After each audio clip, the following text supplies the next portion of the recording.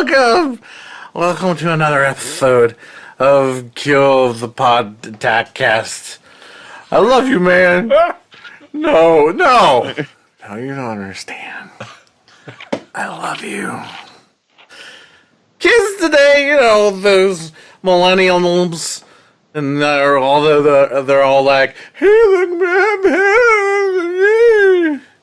and then they're all like, hey, scuba gear doesn't grow on trees. hey, let's go get tacos. Tacos sound really good right about now. Give me your keys, I'll drive. I'm okay to drive. Give me the keys. Tacos. We're going to talk about bar horror movies on the pod of the cast to kill. Attention planet Earth and beyond. Stay tuned for Attack of the Killer Podcast. Attack of the Killer Podcast. Attack of the Killer Podcast. Attack of the Killer Podcast. That's time for the show. Yay. Norm! Welcome to everybody's favorite bar, Attack of the Killer Podcast, because sometimes you want to go where everybody knows your name. And everyone will know your name if you became a Patreon supporter of Attack of the Killer Podcast. So true. Because you get a shout out right here on the show. You can also get all kinds of bonus content, such as bonus episodes, awesome videos like Insane Mike's 1 Minute Top 10 list, killer critiques, and random video updates. All that and a whole lot more is possible if you became a Patreon supporter. Just go to patreon.com, AotKP. This is episode 206, and we're calling it Last Call. On this episode, we're going to be talking about horror movies that take place in bars. Wow. You wouldn't think that would be like a whole sub-genre, right?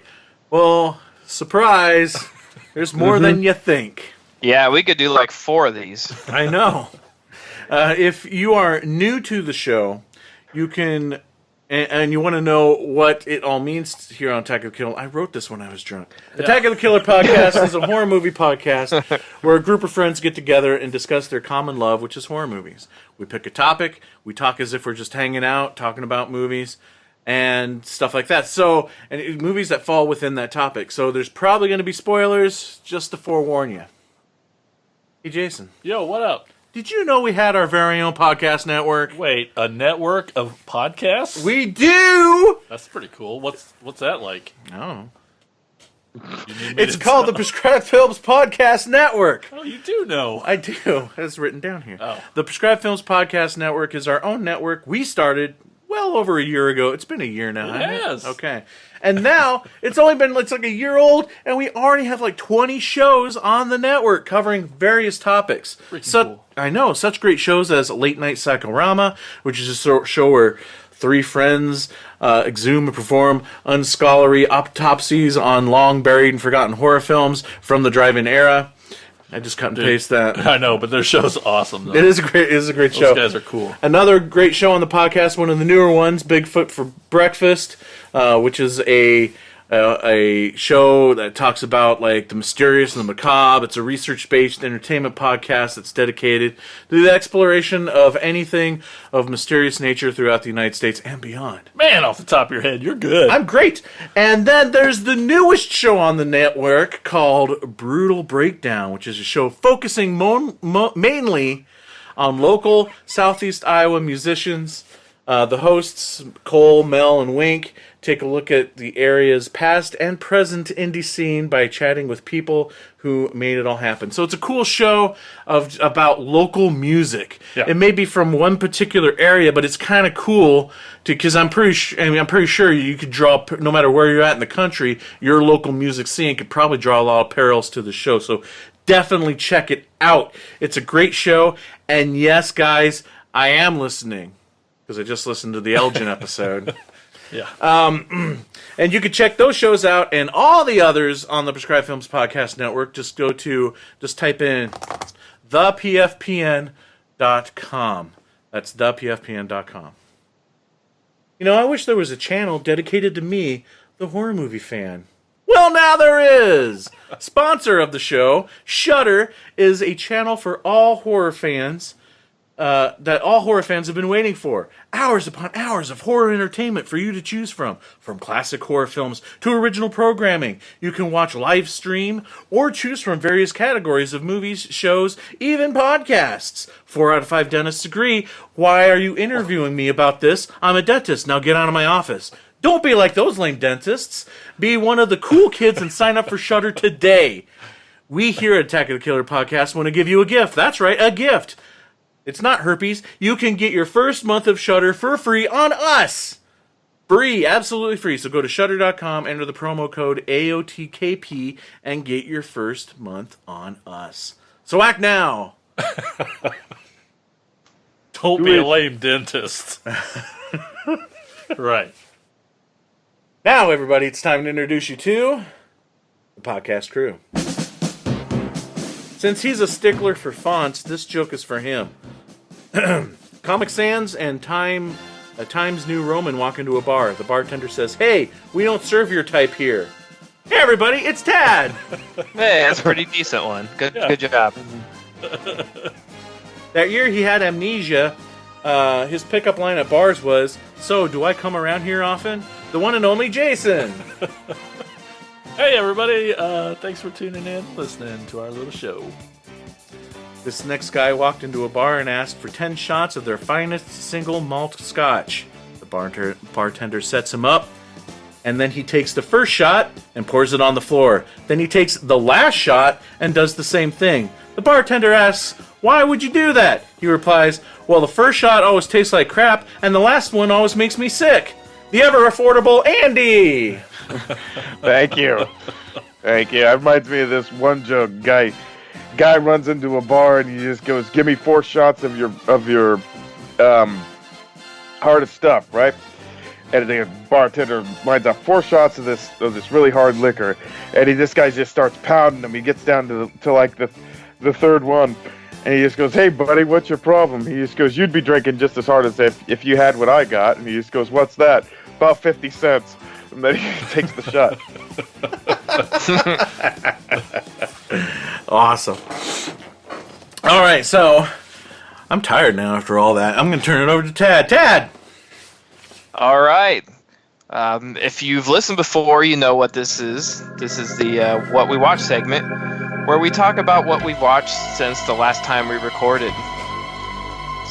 So I'm going to go ahead and kick it off with Jason. What have you watched? Well, I have watched a few things. The only real movie that I've watched, I guess it's not really horror too, but I finally checked out the Murder on the Orient Express remake from 2017, directed, starring Kenneth Branagh. It was all right. Was that like the murder mystery on a train, right? Right. Oh man, I hated that one. Agatha Christie novel, right? Oh, it's not good? Because, like... And it's a remake. I'm guessing because Jason. Yeah, it's a remake. Okay. It's definitely a remake, and I always liked the original, but I also thought it was cool this movie came out in, like, a gone era of murder mystery movies. Sure. You know? You just don't get that genre anymore, which is also why I'm psyched to see Knives Out, and I still haven't watched it yet. That's really good. Really good. I liked it. Yeah, Murder on the Orient Express, I don't know. It was just kind of... It just was okay. Yeah, it did nothing for me. I was bored to tears in theaters. Interesting. There were definitely... I didn't really decide why, other than... I don't know if it was just tried to be too cool. I don't know. But... yeah. So besides the movies, I watched a lot of TV. That's what I was gonna say because while we're recording this, we're all sort of quarantined, locked down, and I figured this would be like the longest episode ever. You would think. Last night we skipped a couple weeks there, but Tina and I finished off McMillions on HBO. Oh man, what a What a crazy mixed up situation that is. I don't know, Tad, if you got finished that one yet or not, but No, I need to catch up. I think I've done 3 episodes maybe, so I have a lot to catch up on. But it's crazy town about the McDonald's monopoly fraud. Anyway, then Tina, Oh. yeah. Yeah, it turns out interesting. all those years every person there was who no won. winner. It was all Yeah. fraud. None of us stood a chance of winning ever. Yeah, Ain't it's that crazy. some Fuckers! I know. Everyone in the world knows that game, and thought they were really at least one of the times tried. And no, it was never happening. I remember back in the day Oh, having so like it's- the handout they gave you that was the board, Yep. and you put the Oh, yeah. pieces down on. Yeah. So it's hard enough digesting their food that then you have to digest their bullshit too. Uh-huh. What? But if you fuck? watch, it's not on them. It wasn't. It really wasn't McDonald's. There- Oh, really? Yep. Right. It was Parker Brothers. No. But you got to watch. It's pretty great. It's on HBO. And then Tina also just made us watch this show called You. We watched the first season of it. Oh, the YOU? creepy one, When yeah. did I get a show? Andy, you're pretty good on this show. Well, No. it's The I- other you. I've been kind of I skimmed over it. I've seen it on there, but I thought it was going to be too. It's about like kind of a overprotective boyfriend who's kind of controlling, and the links that he goes to, and I'm like, I don't fucking want to watch that at all. Yeah, it sounds Right? completely. And then Horrible. she, tied me down and then made me watch it. And then it turned out to be pretty good. Because, it's not... Every single episode, I'm like, wait, is he a good guy? Is he actually a good guy? Or is he a bad guy? And then the girl, I'm like, wait, Sort of like Dexter, right? yeah. And so and then the girl that he's not stalking is like, wait, is she a terrible person or is she the good person? I don't know. So and there's a constant inner dialogue between both of them about what they're really thinking in situations, and that's really done well and interesting and smart. And I kind of dug it. It was way more than what I thought it was going to be, which didn't make me very excited on the surface, but it turned out to be really good. And there's a second season. We haven't dove into it yet. I finally got caught up. I was halfway through the series, but I finished off Silicon Valley. Holy shit, I love that show so much. Again, Me too. I need to catch up on that. I know it's not horror, but guys, it's just the funniest. I love it. I love it. And I wonder though, I know just enough computer stuff to pretty much understand what they're saying for the most part. Not everything, but I wonder if could Mike enjoy the show? What? I think I he gotta might give enjoy you it credit. more. I mean, right. I gotta give you credit for every day finding newer ways to make fun of my supposed lack of technology knowledge. I know, but Which is all for the comedy, the fake comedies. like the Monopoly game from McDonald's is more true than my lack of technology knowledge that Jason implies. But the comedy Yeah, is so good. My brother is a programmer, and he tried watching it and he hated it because it was he's like, this is like being at work. I work with all these Oh, assholes. okay. I was afraid he was going to be like, it's so inaccurate. Oh, Like, no. No, it's the opposite. And I think my brother is the Thomas Middleditch character because he's Yep. awkward weirdo. So he Nothing probably goes would his watch way. it and be Yep. like, this isn't funny at all. It's about my life. I'm suing. Yeah. Oh, that show is a very big roller coaster though, because Oh, it is. if there's a way for them to fuck things up, they constantly do it, and it's so funny. Yeah. And then the show that I'm in love with the most right now, that's currently airing episodes that I catch on Hulu, but it's a FX limited series. I'm in love with the show. It's called Devs. Yeah, I've heard about it. Devs. Oh, what's that? With on? the dude from Parks got and Rec. What's his Nick name? Offerman Yeah, is the with long lead. hair.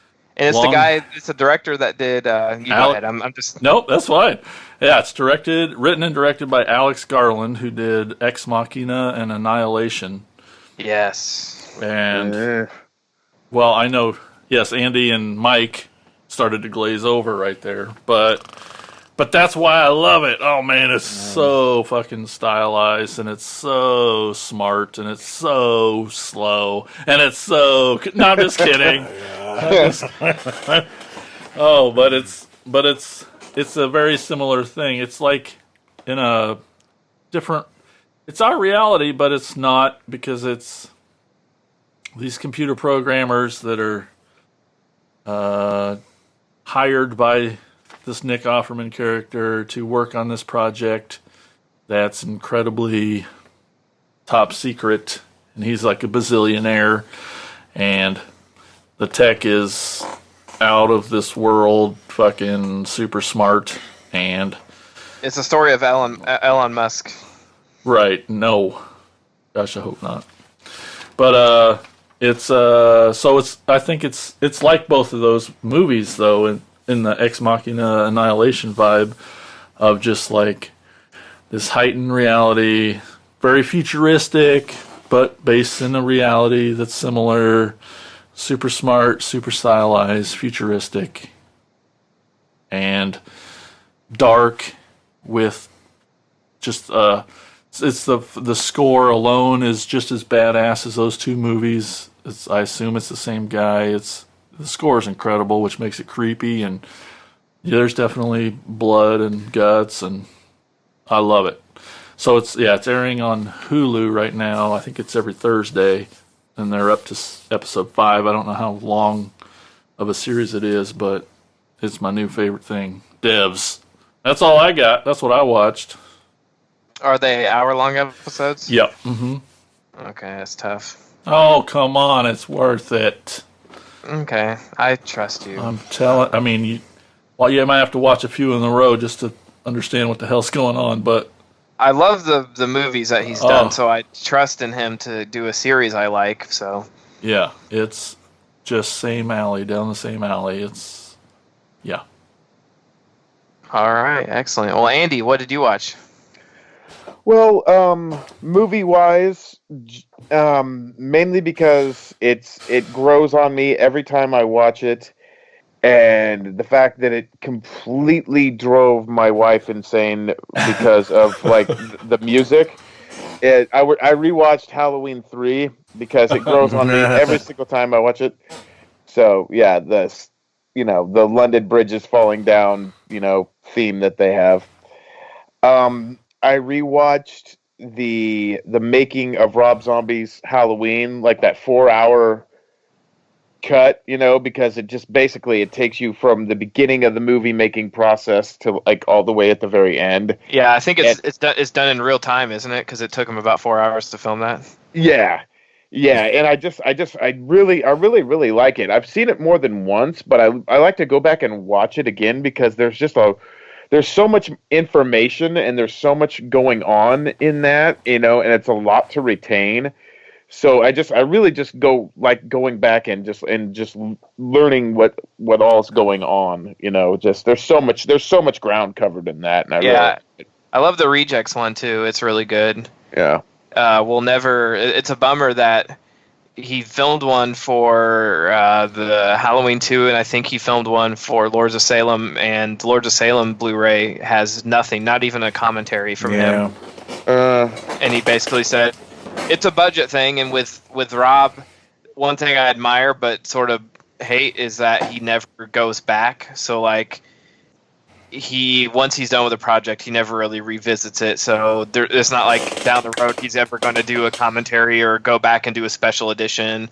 And it's not like a studio's clamoring to release a new cut or a new version of Lords of Salem. I understand, it's doesn't have the demand, so there's no real reason to. But yeah, it's unfortunate. You never know. Justin Beam out there, he might push for it. But there you go.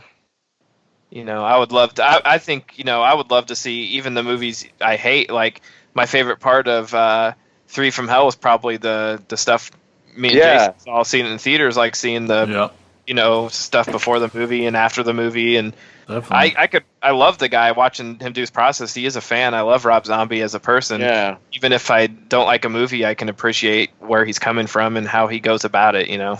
And just seeing what the art department does to like age, Right. That shit's T-shirts so and cool. and guns and just God, man, it's just so fascinating, and that's why I like to go back and just like, okay, that's how they did that, and this is. I also have been watching a lot of TV. I watch Westworld when it's on because the new episodes have come out, and I'm a big fan of that show. I love what they're doing. I love, like the new characters and, because some of the robots are still back on Delos where, Westworld is played out. And it's not just the Wild West, there's War World, there's Roman World. I mean, there's all sorts of places where they can interact and stuff like that. And Aaron Paul is in this season, which is pretty cool. And Tommy Westworld, bitch. Yeah, exactly.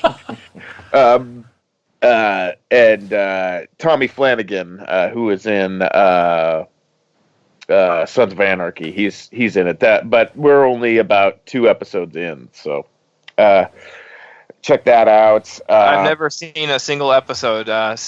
Should I watch it, or why do I even know what it's about? Of Westworld. It's pretty cool. It's really cool. I mean, sometimes you have to go back and get a bit of a refresher because there's so much going on, and you need a little bit of like a more of an explanation. Sometimes I had to go on to like YouTube and have it a little bit of it explained to me. Yeah, I'm not doing that. At the end, it's at the end of the second season because it's just like there's a lot going on. It's a lot of storylines. It's dense, but it's really interesting. Yes, it is. It really is. I mean, I think you'd be denying yourself something pretty cool. But I mean, at least give the first season a try. That's what I would say. Okay. I mean, you need to watch. God damn it! What's the comic book one on HBO? That one you got to watch first. Watchmen. Oh, the Watchmen's really good too, but I haven't been watching that lately because I finished it the fucking problem is HBO. They have 7 series, series going on at once. They're all fucking great. Everybody loves it. They've never had like. I think True Detective Season 2 is the only show that anyone's ever had anything critically bad to say about on HBO. And it was still okay. Right, it's still fucking better than everything else. On TV. Just by HBO standards, it wasn't fantastic, so people hated it. But, God, it's just so much to catch up on. It's just overwhelming, so I don't even touch it, Hey, we got the time. Yeah, especially now. I've also been on Amazon Prime and absolutely am loving Hunters with Al Pacino. Have you guys heard of this show? Yeah.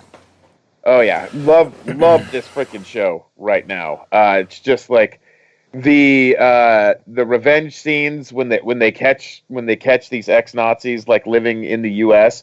And one of the really cool things that I liked is they're basing it on shit that really happened.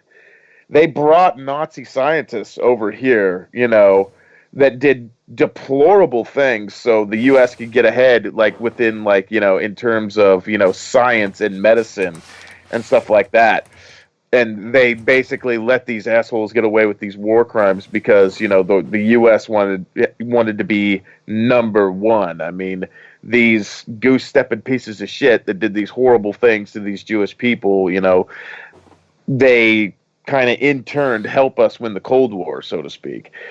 But yeah, and now these people who are these Jewish people who are recognizing who these evil people are, they're going around and they're getting revenge like something fierce, dude. And yeah, you really want to you're almost cheering them on. At least I am. I'm cheering them on. But it also tells the story of each of these people and what they went through, you know, when going through Auschwitz and stuff like that. And it's so incredibly heartbreaking to watch because you know deep down inside what they're telling. It may be fictionalized, but you can see this stuff really, really happening because this atrocities like this happened on a daily basis back then. And it's just awful. I mean, Danielle's watched it with me, and I've seen her just bawling her eyes out. It's a really, really effective show, and it's a time oriented piece. It takes place in 1977 in New York, and that's another really cool aspect about it because like all the cars are time period, all the clothing and stuff like that. I love little things like that. And plus I watched I followed the trend and I watched Tiger King on Netflix. There you go. That's now you're on my level. Tad's been waiting. Oh my gosh. I found it almost literally impossible to find a likable person in this series. There's not one. There's not. I've watched it too. I've never found it. Bro with no legs is likable. Oh, the Ranky guy? The guy with like the clown legs. I don't know. Yeah, I think his name's Ranky. His last name's Ranky.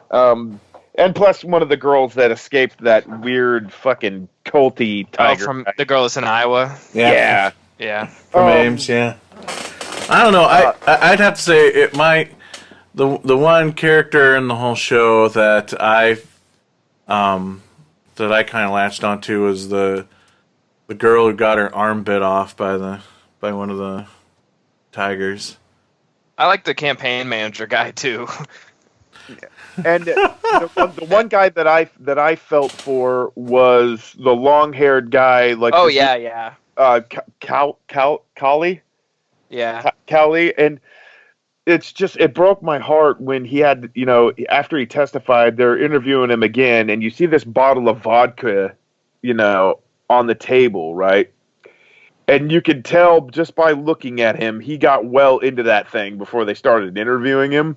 Yeah. Because he's like super depressed, and he just goes, "Yeah, I remember," because he was really close to this tiger, and it's one of the tigers that Joe, that dickhead, put down, and he just goes, "Yeah, I remember him taking cuddles behind there," and just and he just had to sit there and just reminisce about that. It's just like, and you could tell that it was just pain in this poor guy. Yeah, he got attached to it, and he's like, one day he wasn't there, and I couldn't ask, no questions, no explanation.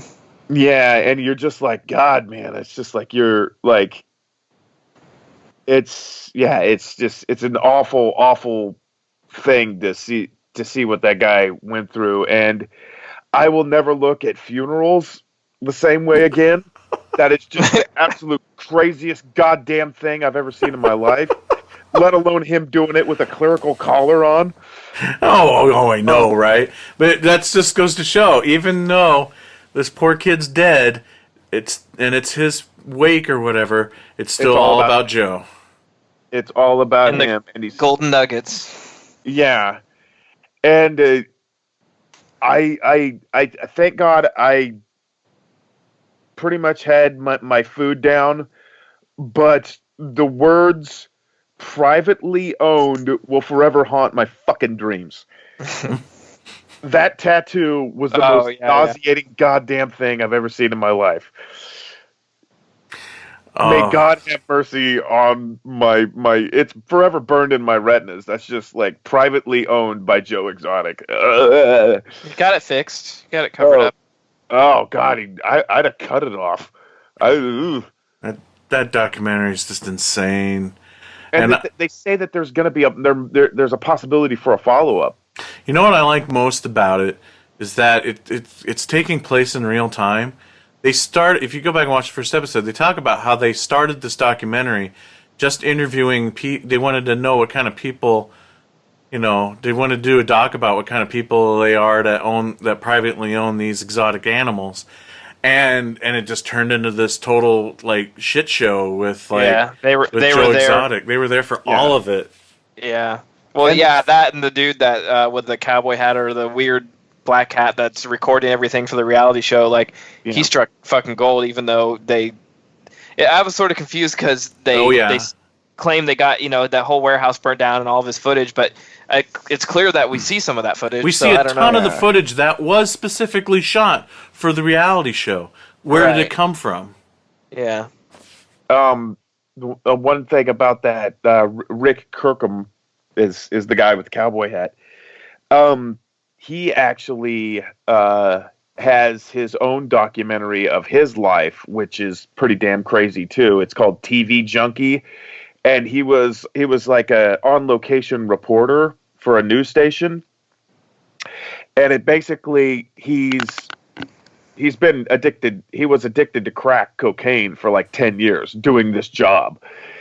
And it's basically his journey from, being like severely addicted to like getting into rehab and then finally getting his shit straight and then like, losing his son and losing his wife and stuff. So, I mean, his life, even before this, before he started recording Joe Exotic and all this stuff, was pretty damn crazy. So, I mean, that might be like a nice little companion piece to like this whole Tiger King, because Rick Kirkham's life was pretty damn crazy too. But, I just can't even imagine. I feel for him because as a filmmaker myself, I can't even imagine,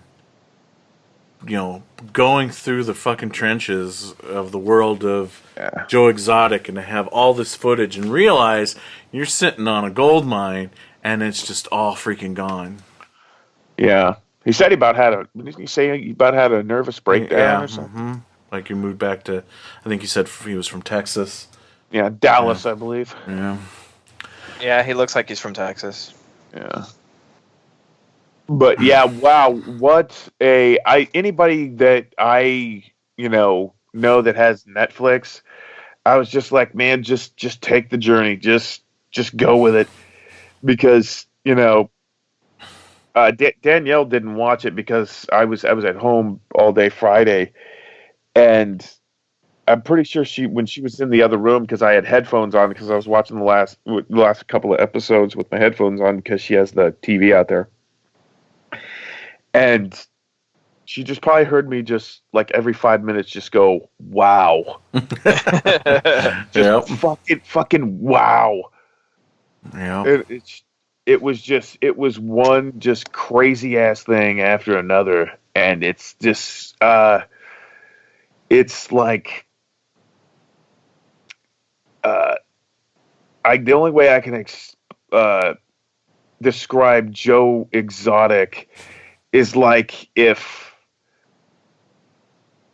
it would be like if Steve Irwin, Liberace, and Alan Jackson were like to like run really, and run really hard, like towards the center of a circle, and then just like combine, like like society style, and then that's what you would get. You get like you would get this this hybrid called Joe Exotic.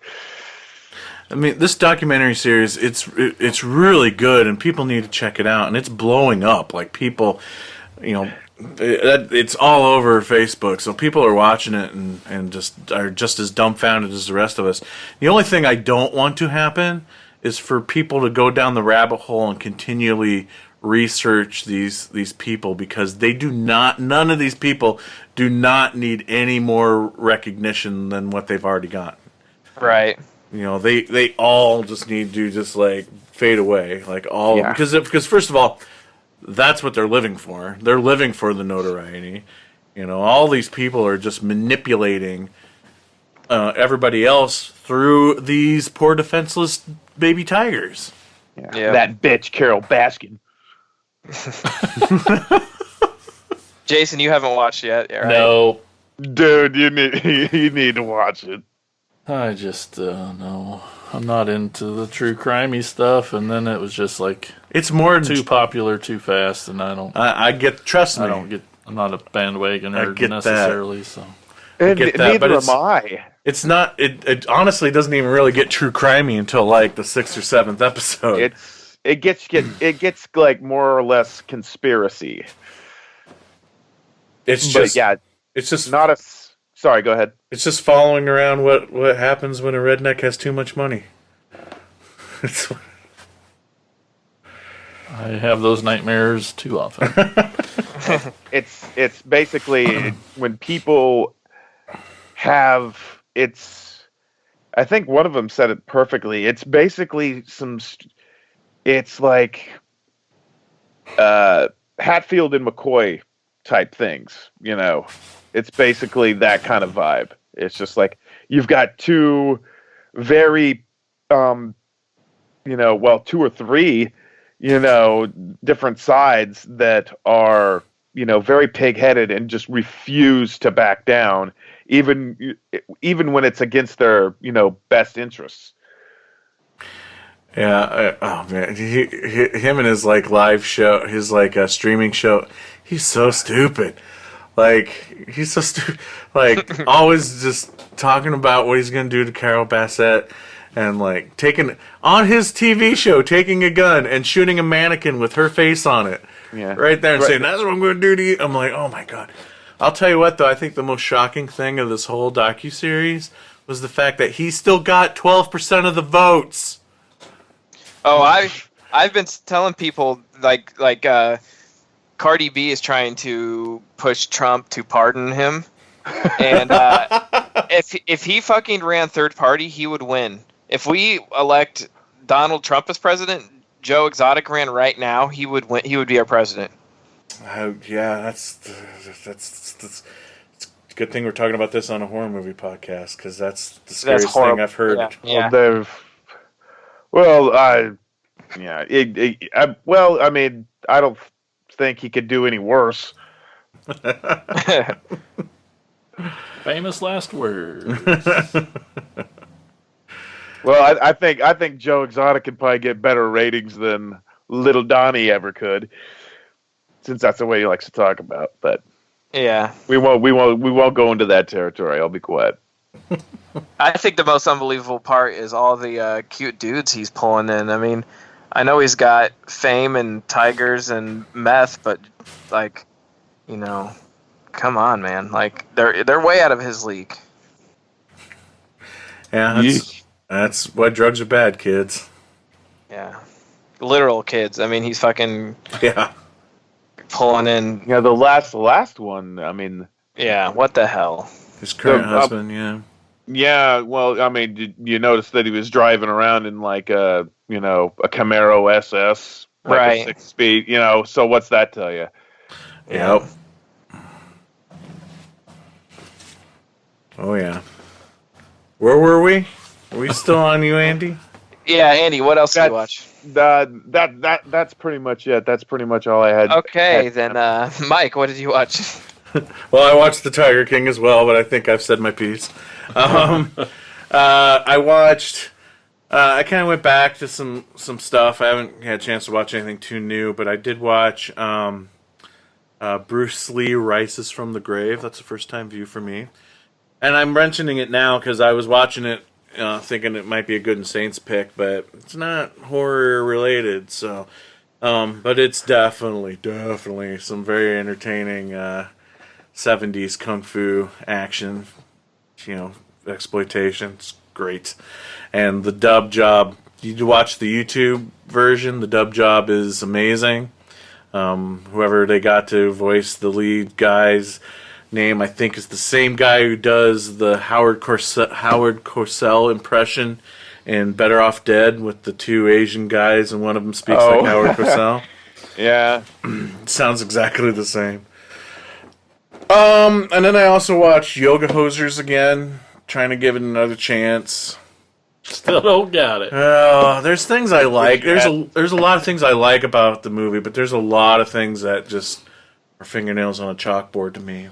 Why do you think it didn't work? I think, I don't know. I think like if you're gonna do, I've said this from the beginning. If you're gonna do comedy, there's got to be some like roots in reality for the comedy to be funny. Like you can't have, and this is an example of Yoga Hosers, but for me, a film where everybody is funny makes the comedy not as funny. You got to have like a straight man there to bounce jokes off of, you know. And in Yoga Hosers, it's like there's too much going on out of, you know, for a guy that we grew up loving his writing. I think Yoga Hosers is very lazily written.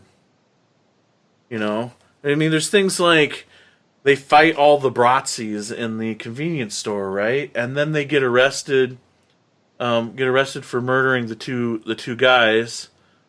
But if there's evidence of like miniature Bratzy men all over the inside of this convenience store, so their story would stand up. You know, like how come that never gets brought up? You know, it's like things like that, and then it's little details like the song they sing at the beginning of the movie and the song they sing at the end of the movie obviously has guitars in it. Nobody's playing. They have a drummer, but nobody's playing a guitar.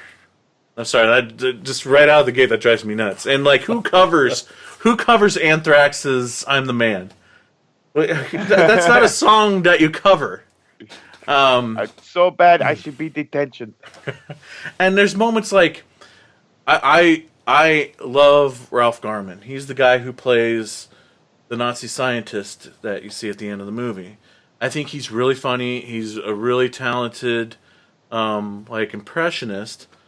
But it's obvious to me, because I know who Ralph Garman is, that his scenes were written around the fact that he can do impressions.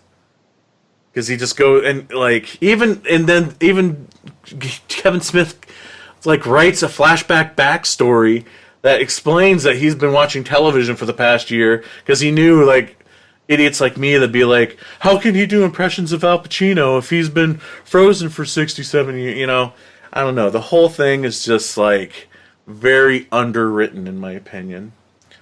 But there's still some elements that I really like and I think are funny. The biggest one being Johnny Depp as the French The same dude detective. from Tusk. Yeah. And I will keep watching shitty Kevin Smith movies if he keeps putting that character in it, because first of all, I'm just in awe of Johnny Depp doing that in the first place, but I just think the character's really funny. Kind of like a French Columbo in a way. But I don't know. They just smoked a little too much weed on this one when they wrote this one. I know. Yes, I think so. I saw this in a theater, dude. Oh, wow. We played it at our theater. Oh, wow.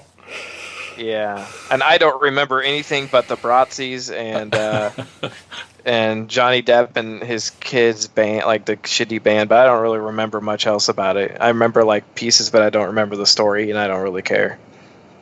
I mean, it could have I gone. didn't hate it.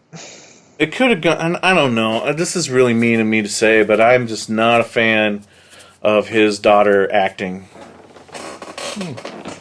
I there's something about her on screen that I'm just not. I don't know. It doesn't do it for me. I liked her a lot in the newest one. In the Jane Silent Bob reboot. Yeah, I liked her a lot. See, no, I didn't like her in that either. And I think that's when I finally decided. I think it's her, but I don't know, and I don't know why. I'm sorry Hate out there, nepotism that much. Harley Quinn, Smith, but yeah, not a fan of your acting. So yeah, but anyway, yeah, Yoga Hosers. And that's all I watched. But Tad, what about you? What'd you watch? Well, thanks for asking. Actually, for the amount of time I've spent at home, I haven't watched a lot I can share on here. I've been watching a lot of Snake Alley submissions, some really good stuff there. But I've watched, I'll try to run through these so that I don't linger too much. Watched a new sort of mockumentary called Mr. America. It's not quite it's filmed like a documentary, but no one else that is involved. It's sort of like Borat, where no one else involved knows that it's not real. and it stars Tim Heidecker, and he's running for Oh shit. running for office in California, and it's pretty damn funny. He just fucks with people and plays a very Tim Heidecker asshole, as expected. It's on Hulu. It was in theaters briefly, I think probably 3 or 4 months ago. It's very acquired taste. If you like Tim Heidecker, Tim and Eric, all that weird shit like I do, you'll probably enjoy it. And if you're not part of the Tim Heidecker world, you will probably hate it. It even sort of, you sort of have to have prior knowledge of his story and his different series and stuff to understand even what he's talking about. So it's a really weird niche film for a very small audience, but I enjoyed the hell out of it. What was it called again? Mr. America. Mr. Man. Okay. Yeah, I'll send you guys a trailer. It's pretty. It's you can watch the trailer and get the feel for it, but it's pretty funny. Cool. I've been really binging at work. I've been doing less work at my desk and more more work in the bindery part of, like, in the press part of my job. So I've been binging podcasts because I don't have to answer the phone all the time. Yay. So I've been binging this new podcast, well, not new to me, I guess, called Unwatched, or the Rewatchables, not Unwatchables. That'd be a good one. But Rewatchables. So that sort of made me go back through, and I want to revisit some movies that I haven't seen in a while that I absolutely love. So over the weekend I watched The Breakfast Club, which is fucking great. I love that. I mean, I've seen it a million times, but it's been probably a couple of years, and it's just like comfort food. I picked up the Criterion collections. Yep.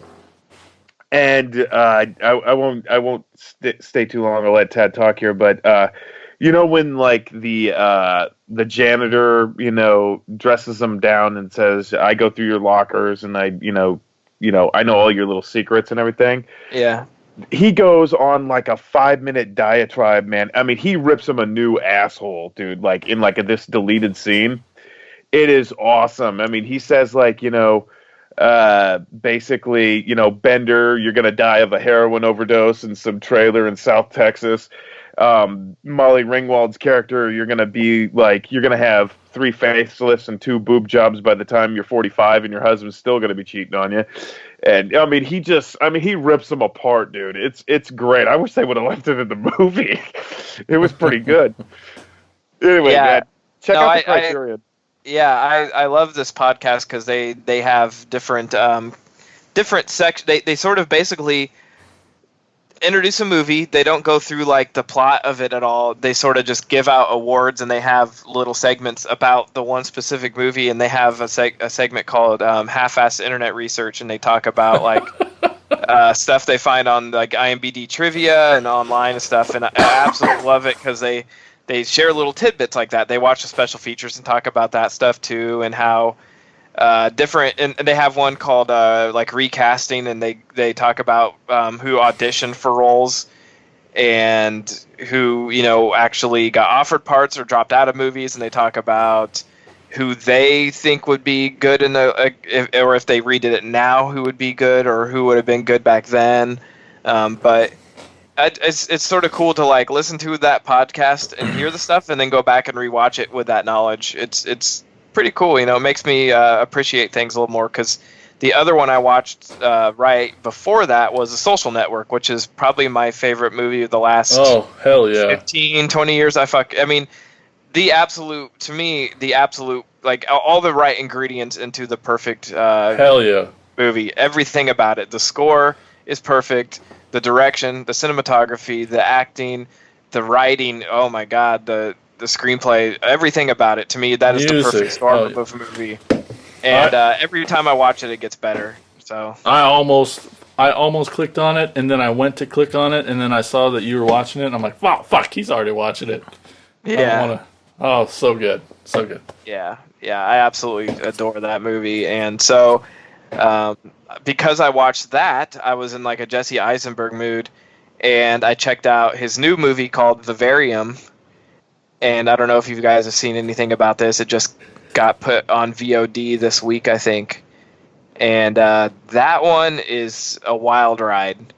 I'm still not sure what to think about it, but I'm still thinking about it, which is great. I one of my favorite reviewers on Twitter sort of said, he watched it and watching it releasing it and watching it right now while we're all sort of going through some shit was a bad timing because it's a very dark and not happy at all movie.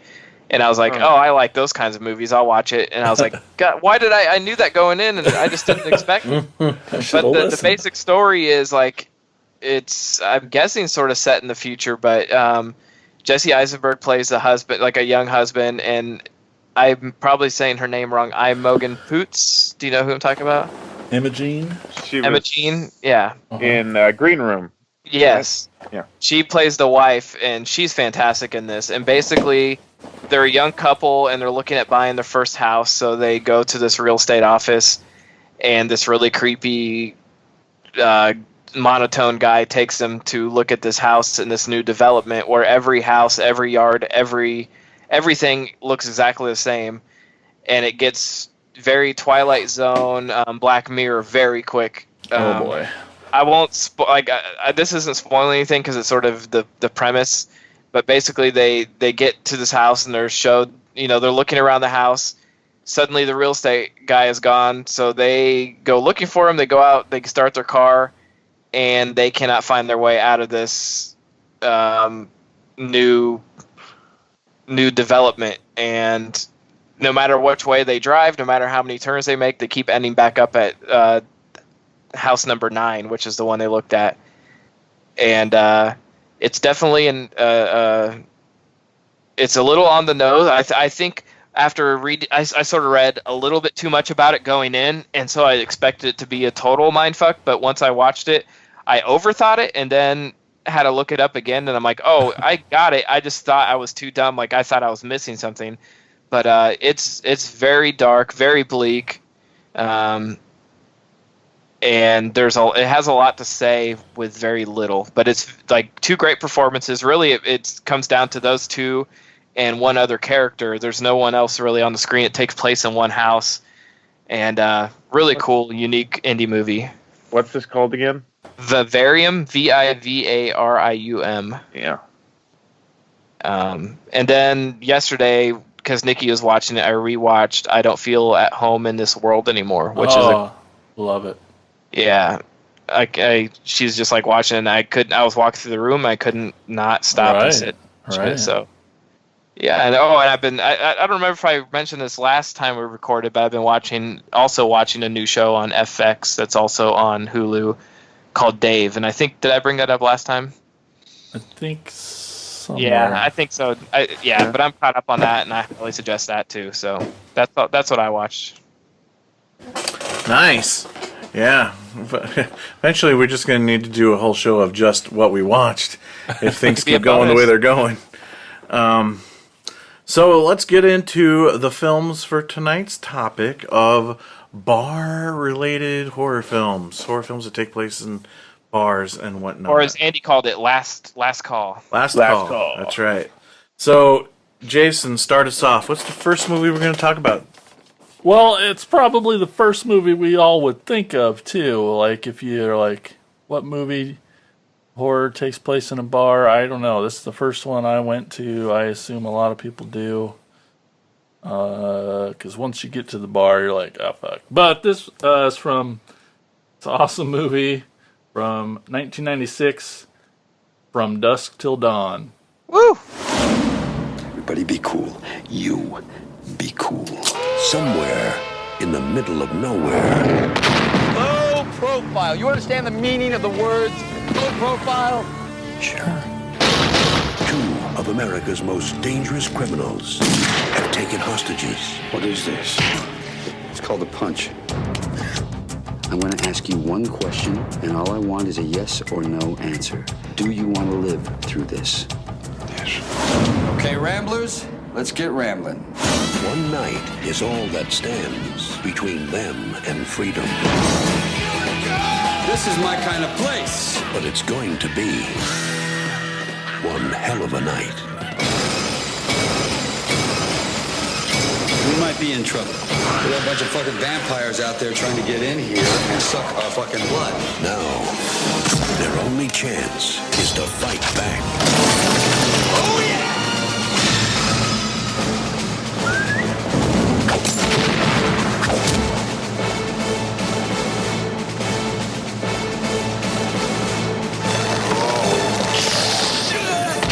Harvey Keitel, George Clooney, Quentin Tarantino, Juliette Lewis. Welcome to slavery. No thanks. I already had a wife. From dusk till dawn. Yeah, on the run from a bank robbery that left several police officers dead, Seth Gecko, played by George Clooney, and his paranoid loose cannon brother, Richard, played by Quentin Tarantino, hightail it to the Mexican border, kidnapping preacher Jacob Fuller, played by Harvey Keitel, and his kids. The criminals sneak across the border in the family's RV and hole up in a topless bar. Unfortunately, the bar also happens to be home base for a gang of vampires, and the brothers and their hostages have to fight their way out. This movie's pretty awesome. Yeah. First watch for me. No, I'm just Art, fucking. don't what? Oh my god! How about flip this microphone off the table? I had to say it right away that I was messing with you so you didn't like punch me through the screen. I actually ordered this on an all-day ticket in 1990. It probably was 96. All-day ticket on Direct TV. Like the first year we had it, and I think I watched it like 2 times back to back. I loved it that much when I was in high school. Yeah, it's got great character actors in it. Look at, just the liquor store salesman, John Hawkes. Oh, look what awesome. he's gone on to do. Oh yeah. And it's got some horror, mainstays through the years. You've got cameos from John Saxon, who was the police chief. Yep. And of course, Tom Savini as Sex Machine, and Greg Nicotero has a small bit in this as well. But Yep. I'll let you talk. No, it's directed by Robert Rodriguez. Yeah, you love him. Nope. Not well. I used to, and then it's written by Quentin, who I also don't like. I'll tell you this. What? I like Robert Rodriguez. I used to. I've always been a fan. I feel like you would appreciate him more if he did more movies that he didn't write. I agree. He should not write. He should just direct. Like Rob Zombie. Yeah. Yes. Yeah. Also true. Yeah. Not all directors can be writers, apparently. So. Why don't you like him, Jason? I am surprised by this. It all went downhill Spy Kids. with the Spy Kids era, and I guess it's not spiteful or angry or like what. You're raising your hand. I'll wait till you finish. This is me trying to keep from interrupting you. Yeah, it was just he was on quite the roll with Desperado and this and Sin City. And Sin City. He was the Sin City again, not written by him. Right. He was. Oh, my bad. Yeah. He was our Jesus of the indie cinema. He was our Christ-like figure. His Bible was our Bible. His book. It was. I don't know if it's. I think I've got it. I just haven't read it yet. Like, oh my gosh, I've got it and I've read it. I love it. And and so maybe we put too much faith in him. No, I'm not even saying that. He just. It just seemed to stray with the Spy Kids stuff, and I'm not saying it in I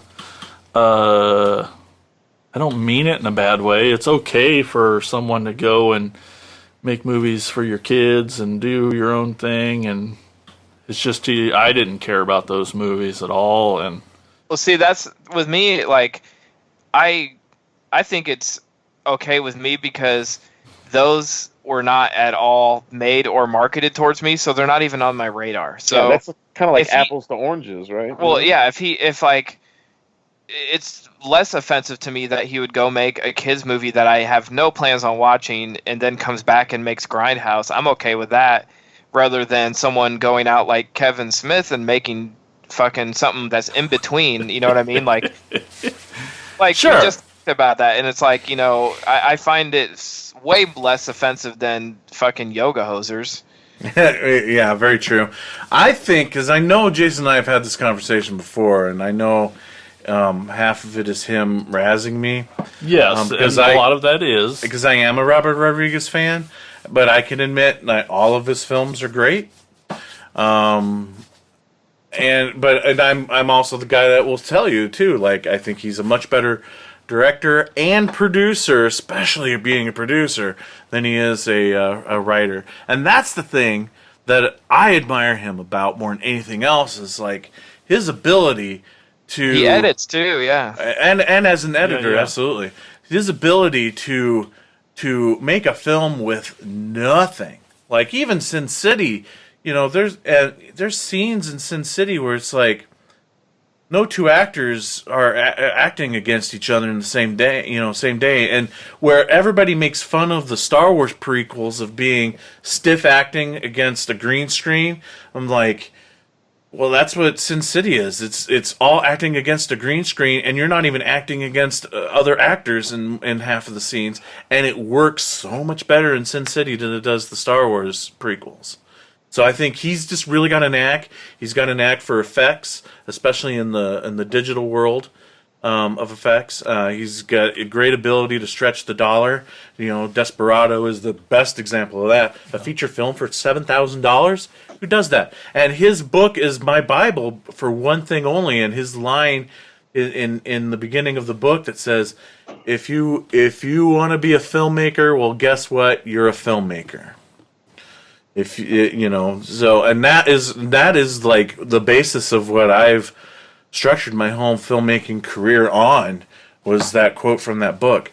But I know, like, Jason and I has had this conversation in the past of like, part of the problem is, especially being a writer, is he gets one idea and he makes 30 films based off of that one idea. Right. Like you got 2 Machete movies and a Machete trailer, all based off of a character Danny Trejo played in Desperado.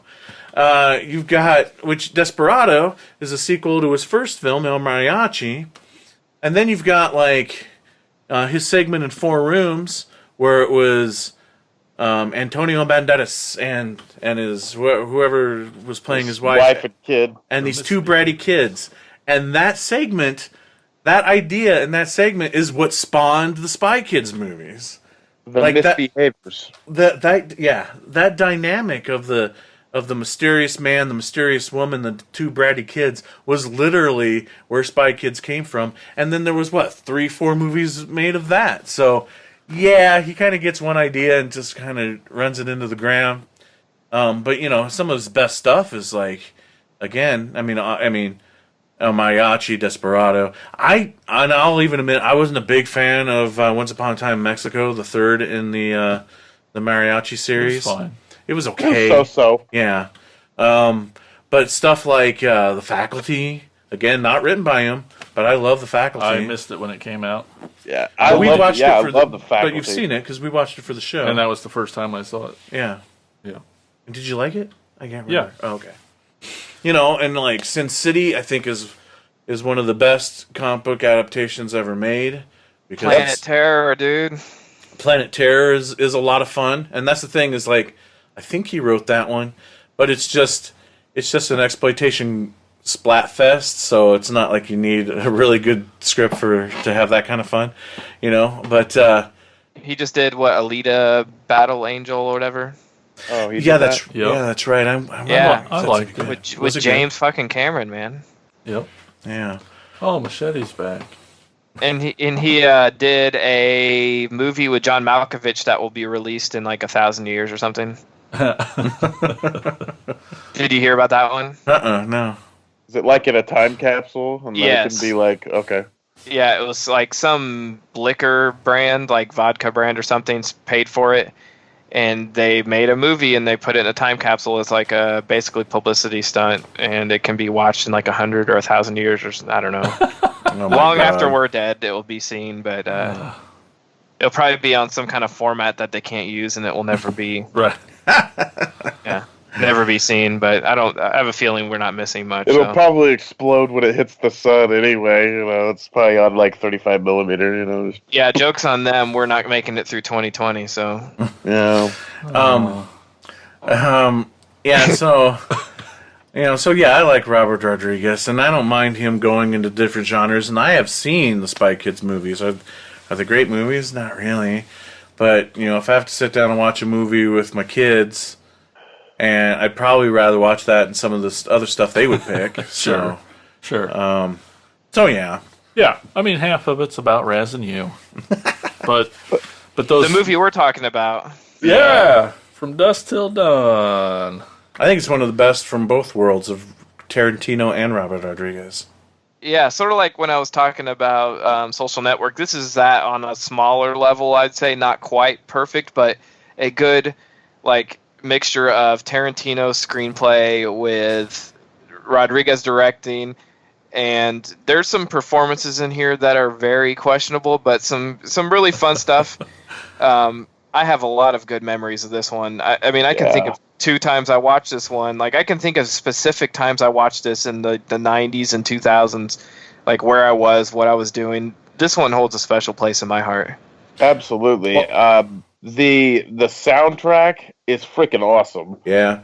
And plus, I mean, I maybe I'm just an easy sell, but when you've got 2 badasses and they're in this freaking awesome, what is it, a 69 Cougar XR7, and it's just flying down the road. I mean, it's just 2 badasses in a cool car, on the run. I'm already sold. And when George Clooney's first line in the movie, I'm 16 years old and I'm hearing this shit, and he's just this first line in the movie, he's pointing a gun at this guy. He goes, "You think I'm fucking playing games with you, asshole?" And I'm used to ER George Clooney at that point, right? Yeah, my mom was a diehard ER watcher, so I watch it every week. And I'm just I'm taken aback in my seat. I'm just this guy's a pediatrician, and he's just, and I'm holy shit. I'm ready for the ride, man. Let's go. This is gonna be awesome. Yeah, what a performance by him in this. Oh yeah, so snappy, so fucking intimidating and quick, and what a delivery, man. This made him a star. It totally. This got to be the one that made him a star, because this was early in his film career. I mean, he'd done television forever, but this was early in his film career. And I remember his performance in this made me realize that a lot of times a bad acting performance can rely on the director, because he had done Batman and Robin, and it was one of the worst Batmans ever. Yet I don't blame George Clooney for that one bit. That's got to totally, because after I saw this, I'm that is how he should have played Batman. Wouldn't that have been something? Just stick guns in their faces, and well, maybe not the guns, but just this total badass aura that he gave. It wasn't even so much confident as ever. Yes. All confidence. And I mean, I know this is all Quentin, but his one-liners are just like you said, they're so snappy.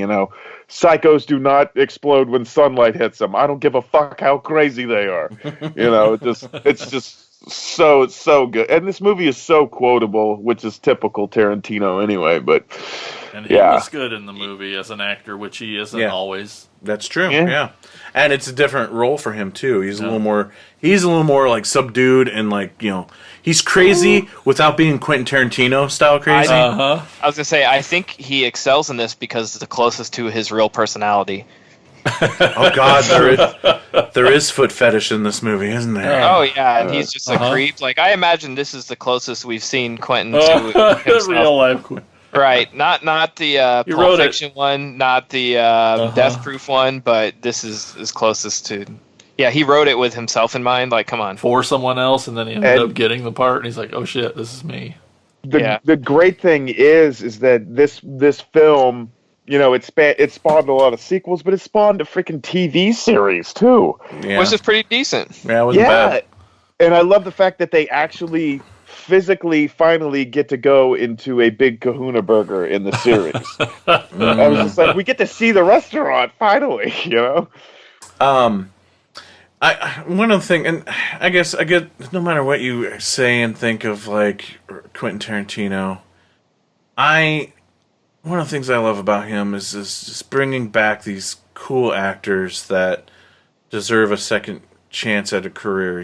Like people like Michael Parks. How great was Michael Parks in this movie? Yeah. Fucking doesn't say anything but says everything.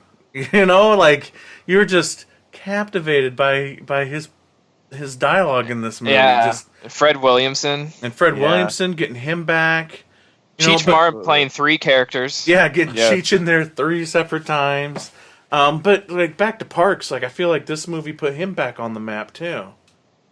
Yeah. And Quentin has always done that. With like in Jackie Brown. What's his name? What's the actor's name? He just Robert died recently. Forster. Yeah. Robert Forster. I just watched recently. When I say recently, it's probably been 3 or 4 months. That Quentin Tarantino documentary thing. Oh yeah, QT8 or something. Yeah, which was really good, and just listening to him talk about, Quentin going to bat for him, even when he didn't think he would be able to do it. That Quentin had that much faith in him more than he had faith in himself. I mean, and he got his new career out of it. That's just awesome.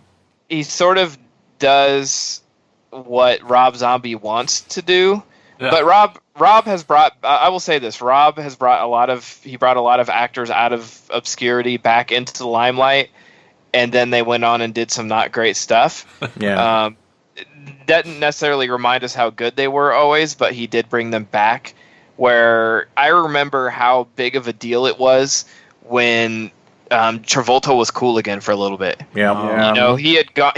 He's back to where he was before that now, but for a while which is his own fault, but right, yeah, and for a while there he was like the least, the least cool human alive, and then he became the coolest guy again because of Pulp Fiction, and then slowly slipped back down. But there was a time, with Grease and Saturday Night Fever and all that stuff where he was the man. Yeah. And then his career died, and then he came back. Cowboy. Right. Like, it's crazy, he did that, and that's what Tarantino's so good at, is recognizing that these people do have talent. They've just made some bad choices or in a rut, and if you use them right, you can pull out, some great performances and use these actors again. Yep. It's what good casting can do. What's the biggest to me surprise that is in this movie, the sort of coolest twist, is Harvey Keitel. Yeah. He's like the most grimy, always sort of the biggest asshole, most intimidating prick playing Jacob Fuller in this, like a dad who's very, but he has his moments too of badassery towards the end. He's always firm. That dialogue between him and Clooney when they're driving the RV to Mexico is so great, because he's sticking right there with him and not taking Clooney's shit, and that he earns his respect that way. Mm-hmm. Yeah, I love it. Yeah, that's a great scene, and I've been a Keitel fan. I won't say I've always been a Keitel fan, because if it wasn't for Tarantino, I probably would have never discovered Keitel, like all the way back to Reservoir Dogs. Taxi Driver. I was gonna say Taxi Driver is where I always knew him from, but. Oh yeah, the pimp. But he never really jumped off the screen at me until Reservoir Dogs, and then for the longest time it was like Harvey Keitel can play anything. Put him in everything. He could be Batman. I agree with Tad on he almost becomes almost like a father figure to Seth in this, right? But he kind of knows that he's walking around a minefield. If he says the wrong thing to him, it could very well piss him off. But he has to get his point across. He just goes, he asks me like that scene where he says, "Are you such a fucking loser that you can't tell when you won?" Right. You know, or and of course, like Seth is just like, "I'm gonna finish this bottle and then I'm gonna go over there and I'm gonna bust it over his melon fucking head." Because he was mad because that bouncer put his hand on him. It's just like, you need to chill out, man. You're already in the clear. Why the hell are you stirring up more shit? Right. He plays a straight man, like he's the little angel on his shoulder, while his brother is like the devil. Yeah. Yeah.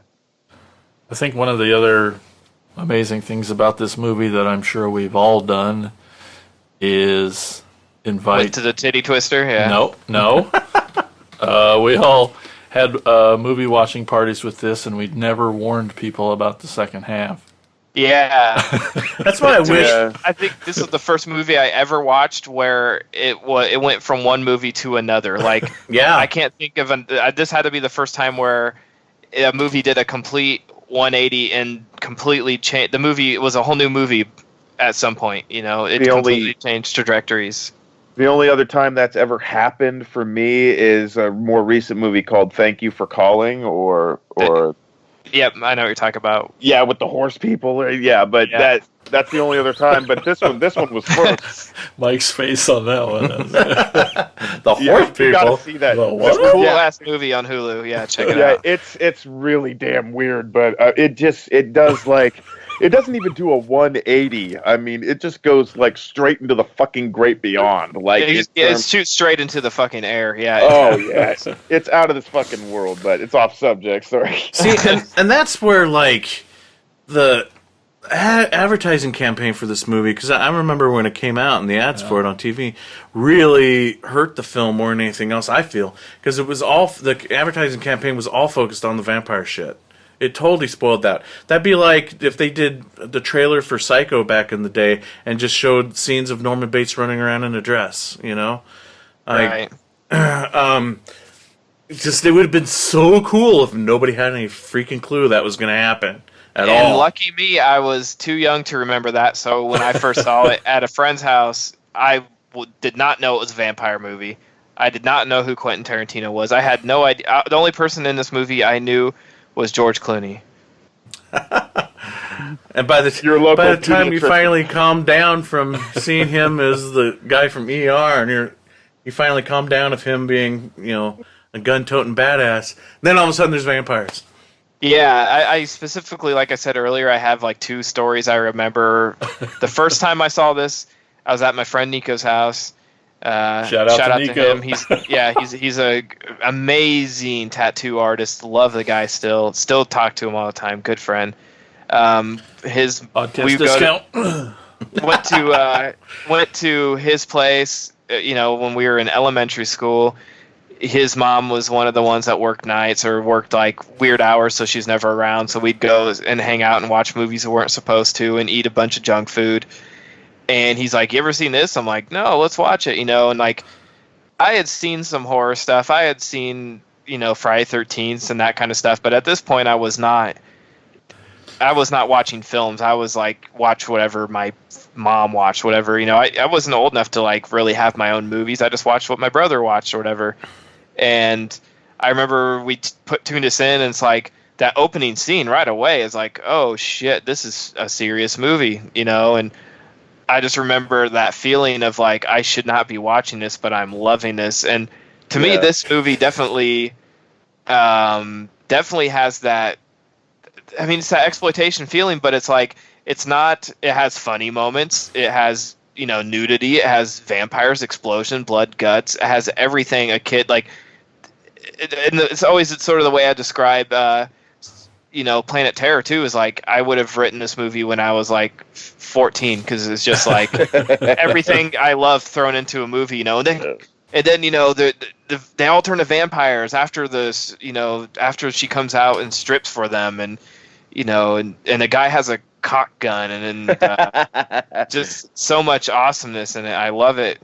His name is Sex Machine. Yeah, so like, I just remember watching that at his place late at night on VHS, and just like the feeling of adrenaline that I wasn't supposed to be watching this, but how cool was it? And I couldn't wait to go like tell my friends I saw this movie. And the other time was when I was dating a girl in high school, and she had, her parents were separated, divorced, and we were hanging out at her dad's house, and she didn't see her dad all that often, so it was sort of, not a common thing. And she was like, yeah, I'm sort of nervous, like awkward that I have to spend the weekend at my dad's. We come over and hang out, and her dad was a like associate principal at the high school, and so it was like, weird because I saw him as, I was very intimidated by him. He was a person with authority at my school, and I was dating his daughter, so we go over there and we're hanging out and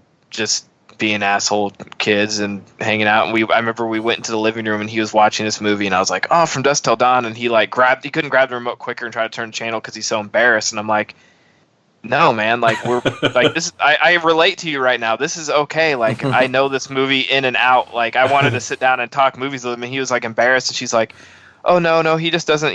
He's a teacher. Like he doesn't want his students, like people at the school, knowing that he watches. I'm like, no, I think he's way cooler. Yeah, like now I think he's way cooler because I see him as like a person and not just like some authority figure to me. So it was sort of like, oh teachers man, are people too. Right, like turn it back over. Like I've seen this 100 times. You're not going to offend me. Come on, like throw it on. Yeah.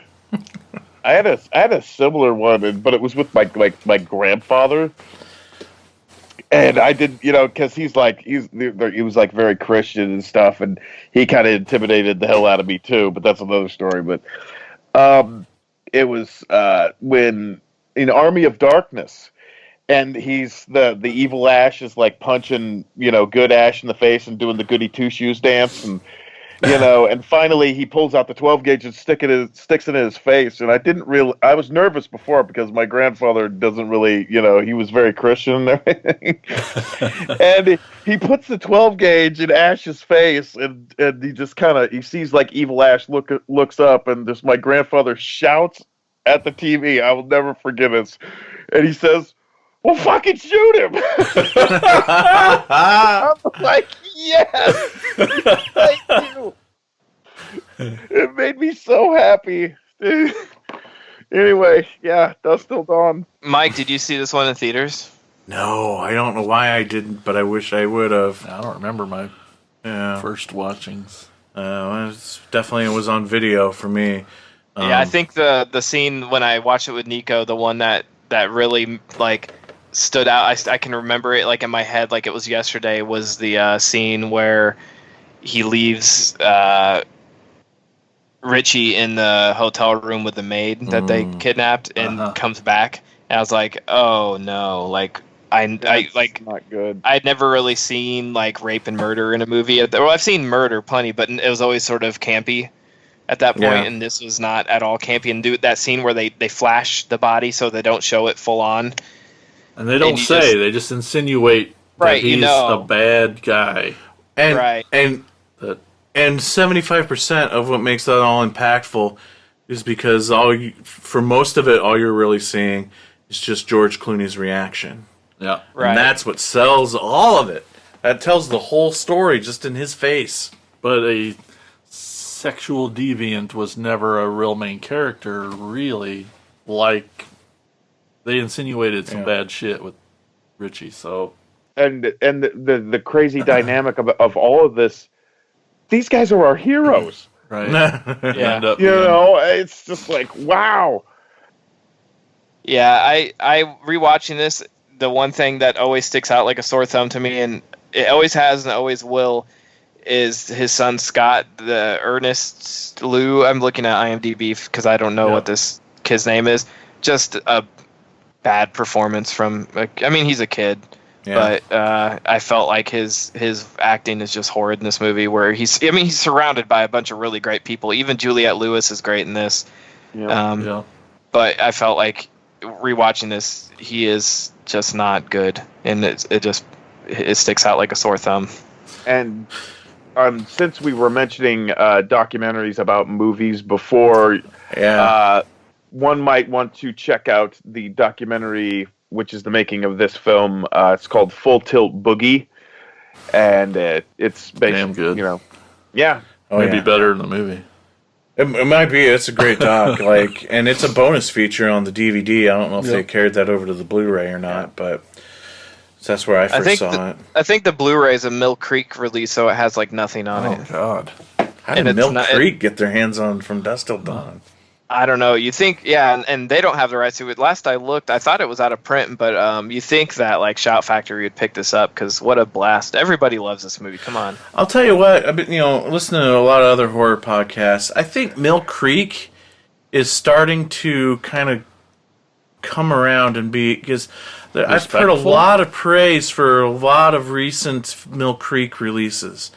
I think they're turning into this the the Anchor Twilight Bay Zone? of. I think they're turning into the Anchor Bay of the day, because I remember when Anchor Bay started off in video distribution, they were just like the old Good Times VHS label. It was like recorded on the long play format, and it was all public domain garbage. And then 10 years later, all cinephiles love Anchor Bay. I was gonna say 10 years later and 450 versions of Army of Darkness and Halloween later. Yeah, that's true. But I love this one, man. Selma Hayek is super hot. Oh yeah. The creepy Juliette Lewis, where Richie's imagining things she's saying is uncomfortable. But I looked it up, and she's 21 when she filmed this. I just don't know if I can let this go on just because it's Tarantino and Robert Rodriguez to end on a high note, but Oh, come on. let's get real, guys. Rewatching this movie, I'll start with the not easy one, but in the I don't know, the first 15 minutes of this movie, I don't think I liked the dialogue. I don't think it held up. I thought it was.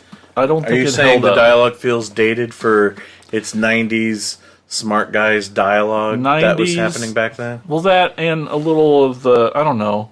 I don't want to. I don't know necessarily.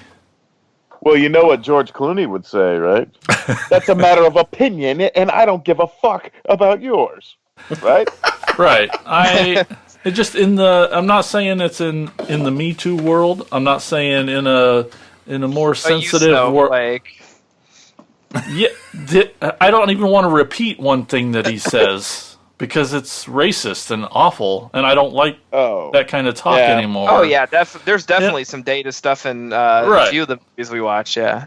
So I'm just saying that didn't hold up to me, and I didn't like it this time around. It's true. That stuff, maybe not. There was some too harsh Quintoning going on, but and he still does a little bit of that at times. He does, and he rides that line, and he sort of. And I don't necessarily like it. Well, That's do all we- I'm do we trying wanna- to say we as a wanna get snowflake. into that. I hear you. Into I that hear ya. conversation of like what about Django Unchained? Oh, I don't like any of that. It's hard to watch. For me. Yeah, it is hard to watch, but I that's don't- how they talked. But Which is that sad. was the hardness of the times. But for me, like it's worse than like Pulp Fiction. It's worse in Pulp Fiction? Is that what you Yes. said? Yes. Okay. Yeah. I'd never like it. And that's because I'm a sensitive snowflake. And then the other thing, I'm just saying, it didn't, when I heard it this time around, I'm like, that's just too harsh. It's just too much. You don't have to be that big of an asshole, Quentin. And then, let's be real, guys. The vampire. The effects are fucking horrible that are digital. Oh, the Yeah, digital effects? that's what I was gonna say It's too. awful. You about broke my heart if you were saying all the effects were bad. No, that's practical K&B, stuff. son.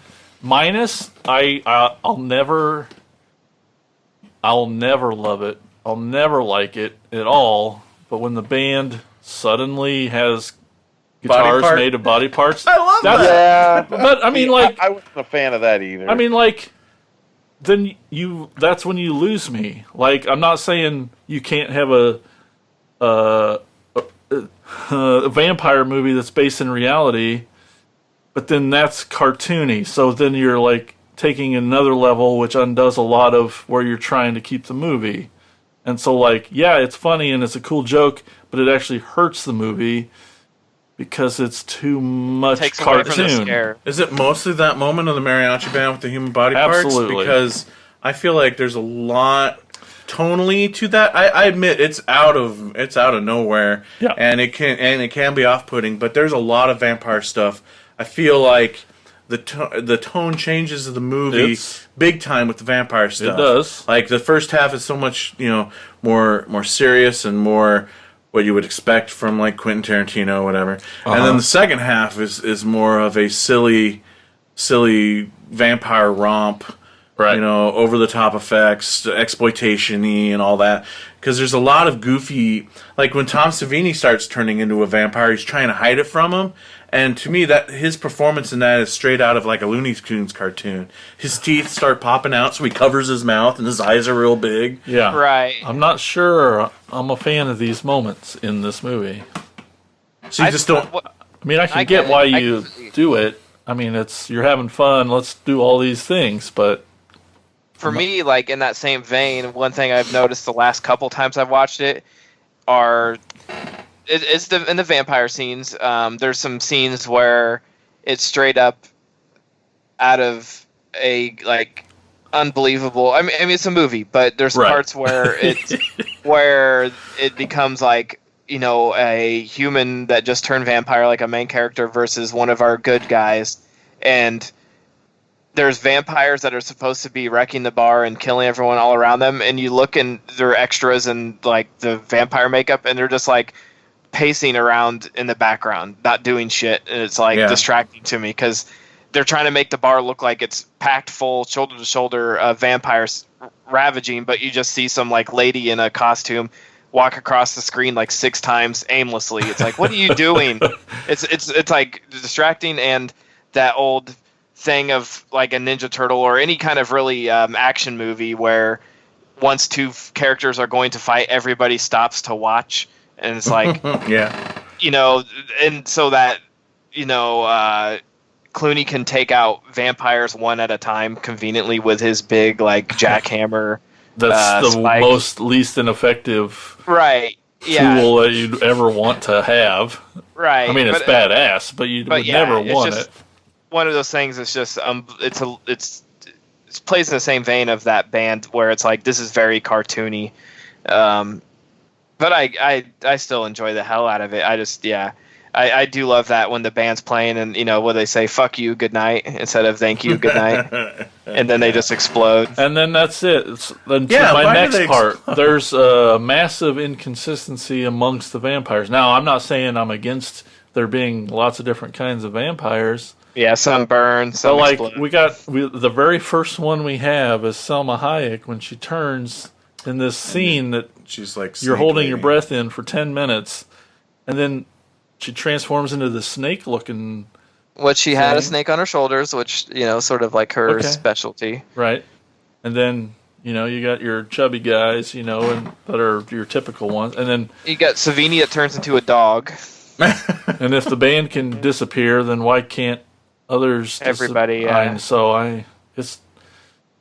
I know when you start looking too hard into something ridiculous like a vampire movie, that's I do think a clever part is when Fred Williamson's character throws Sex Machine, and I still sort of forgot about it this time because he's still human. He picks him up and throws him through the window, and you don't realize like that's bad because all the bats are going to come in. Yeah. It's a genius yeah. turn because he's still human. He picks him up, throws him over his shoulder, and turns around, and he's a vampire now, and all the bats are coming in. It's like, oh, there's a twist. You think he's taking the upper hand, and he's not. But I love. is he a vampire or just a Williamson giant is so poop badass. monster with the worst neck makeup I've I'll ever say seen? Fred Williamson's makeup was pretty bad. But the gag, yes, awesome. It's awesome. Or I love when he flips the table over and uses. That's That's cool. awesome. Totally. Yeah. Great gag. get 4 kills that way. But at the end of the day, practical versus digital, that really hurts the movie. Yeah, Regardless of the digital gigs. does definitely. He was does very that. upset when It his did not. domino sculpture tipped over, though. Really upset. I still remember too the big reveal at the end where they showed the back of the bar. It's so fucking cool still. Oh, awesome, yeah, still. Like a temple. Yeah, that's Yeah. basically There's like a good built, reveal yeah. right there at the end. Yeah. And it's got like all these semis and just all this other shit that they pillaged for years, that they just let tumble down the hill. And one thing that I really like, one little nuance that I like that made total sense to me for Clooney's character is when that really heavy set Mexican vampire, the bouncer from before. And they got pool cues and 2x4s, and they're just beating the piss out of them. And Fred Williams' character just goes, "Hold up," and he stops, and then Clooney just looks around, and he has to get one more hit in. He just has to just swing one more time. Yeah, hilarious. Knock the piss. Yeah, and it just it's something that to me that's something totally that character would do. Cool. I think we should move on to our next film. We've the ups and downs of From Dusk Till Dawn. So I couldn't let it all be good, but it's an awesome movie. Always recommend it. We would all recommend it in a heartbeat if you haven't seen it by now. Absolutely. So Andy, what's our next movie? Our next movie is from 2005, and it is the very first Project Greenlight from the Weinstein Company. I think that was headed by Ben Affleck and Matt Damon, I believe. And this is from 2005. I think I said that already, but this is called Feast.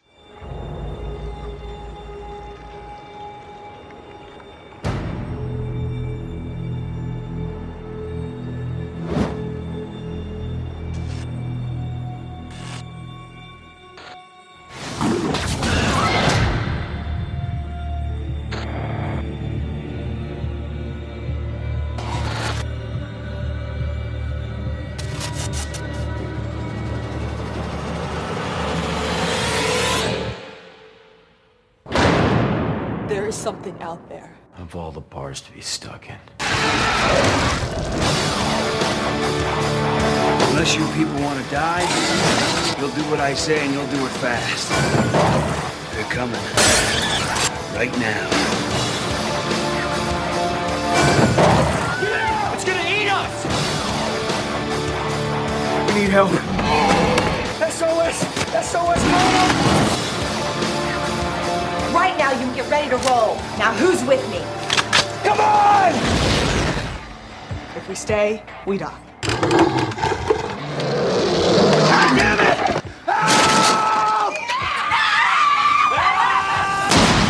God bless guns. This won't run out of ammo.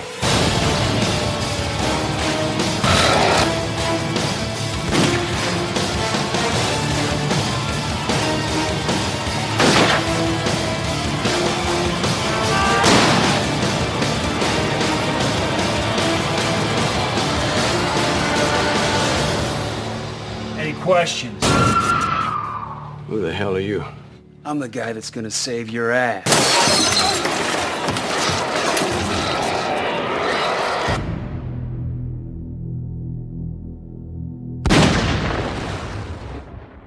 Feast is about dive bar patrons from all walks of life are forced to fight for their lives as monsters try to force their way in and eat them. Many lives are lost as they try to secure the bar by boarding up the windows in very typical Night of the Living Dead order. I had not seen this film since it probably when it came out, maybe around like on DVD, excuse me, like around 06. It's got some great characters in it. I mean, I love Clu Gulager's character in this. Yep. He's probably like my favorite character in this, and the character intros with the title cards are just hilarious because they tell them who they are. And you immediately know, and you immediately identify with this character because you probably have met some of these kinds of people in your life. and just and it also says their life expectancy in the film, which is hilarious. All of them are funny, like Jason Mewes says like already surpassed expectations. He's already lived, Longer than you thought they would. Yeah. it's longer than he thought he would. And Jason Mewes actually plays himself, and Before he sort of had a good comeback. Yeah. Anthony Tredge Chris is vet, and he does not last very long. He is also the head MC of Naughty by Nature, the rap group, which I was just like, holy shit, he's in this? I forgot. You've also got Krista Allens, who plays Tuffy, the waitress, and she's awesome in this. She's also the one that is only liked because she's got great big jugs in Liar Liar. She was in the elevator with Jim Carrey. Yep. Okay, thank you. Help me out here. Shit. Of course. Henry Rollins is great in this as a motivational speaker called Coach. His lines are great, but I still think Clu Gulager has got the best lines in the movie. Yes, and the monsters in this are pretty vicious. My only complaint on this film's, I think some of the cuts are too quick, because sometimes I could barely tell what was going on. I mean, there was so much going on, and they were cutting back and forth so quick. I was just like, I had a hard time, just keeping up as to what exactly was going on. I had to like rewind the film a few times to just make sure I was catching everything. The thing I love about this film, the people that you think are going to survive do not at all. It was hard for me to gauge. Especially, I love the fact that that in this film they take the tough guy trope and they literally wipe their ass with it. Yeah. They say like literally the guy that says, "I'm the guy that's going to save your ass," and then boom, he gets yanked out of a window and eaten. I love that. Absolutely love that. I mean, then all the gloves are off. Then Oh yeah. I mean, what was what else? I had some stuff written down here. Hold on. The one thing that I did want to point out is in the introduction of Beer Guy, on the back wall, if you are a music fan, there is a framed photo back there, and it's of a 44 Magnum sitting on a plate of potatoes and peas. Can any of you guys tell me what insert album that is from? Nope. There's a what? There's a framed photo in the background when the beer guy gets introduced.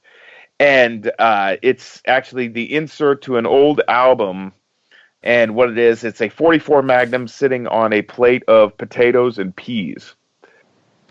No, it sounds... I picturing it in my head. I didn't recognize it on the wall. What is it?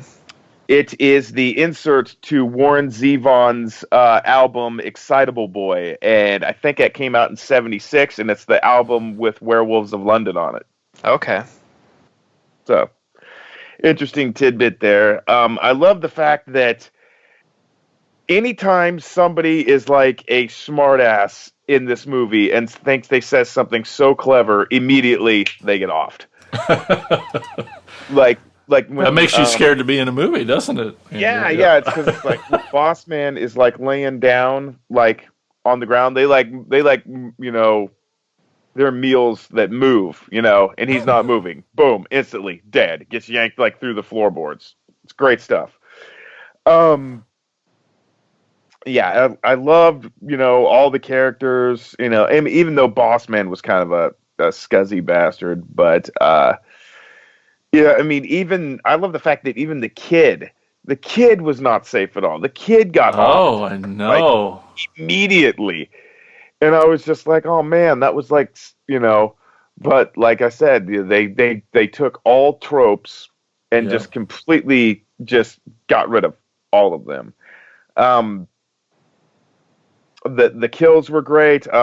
Personally, my favorite kill out of all of them is the beer guy, because this creature does like this hand clap and just like completely squashes his head, and it explodes. It's just in all this gore, and it's so good.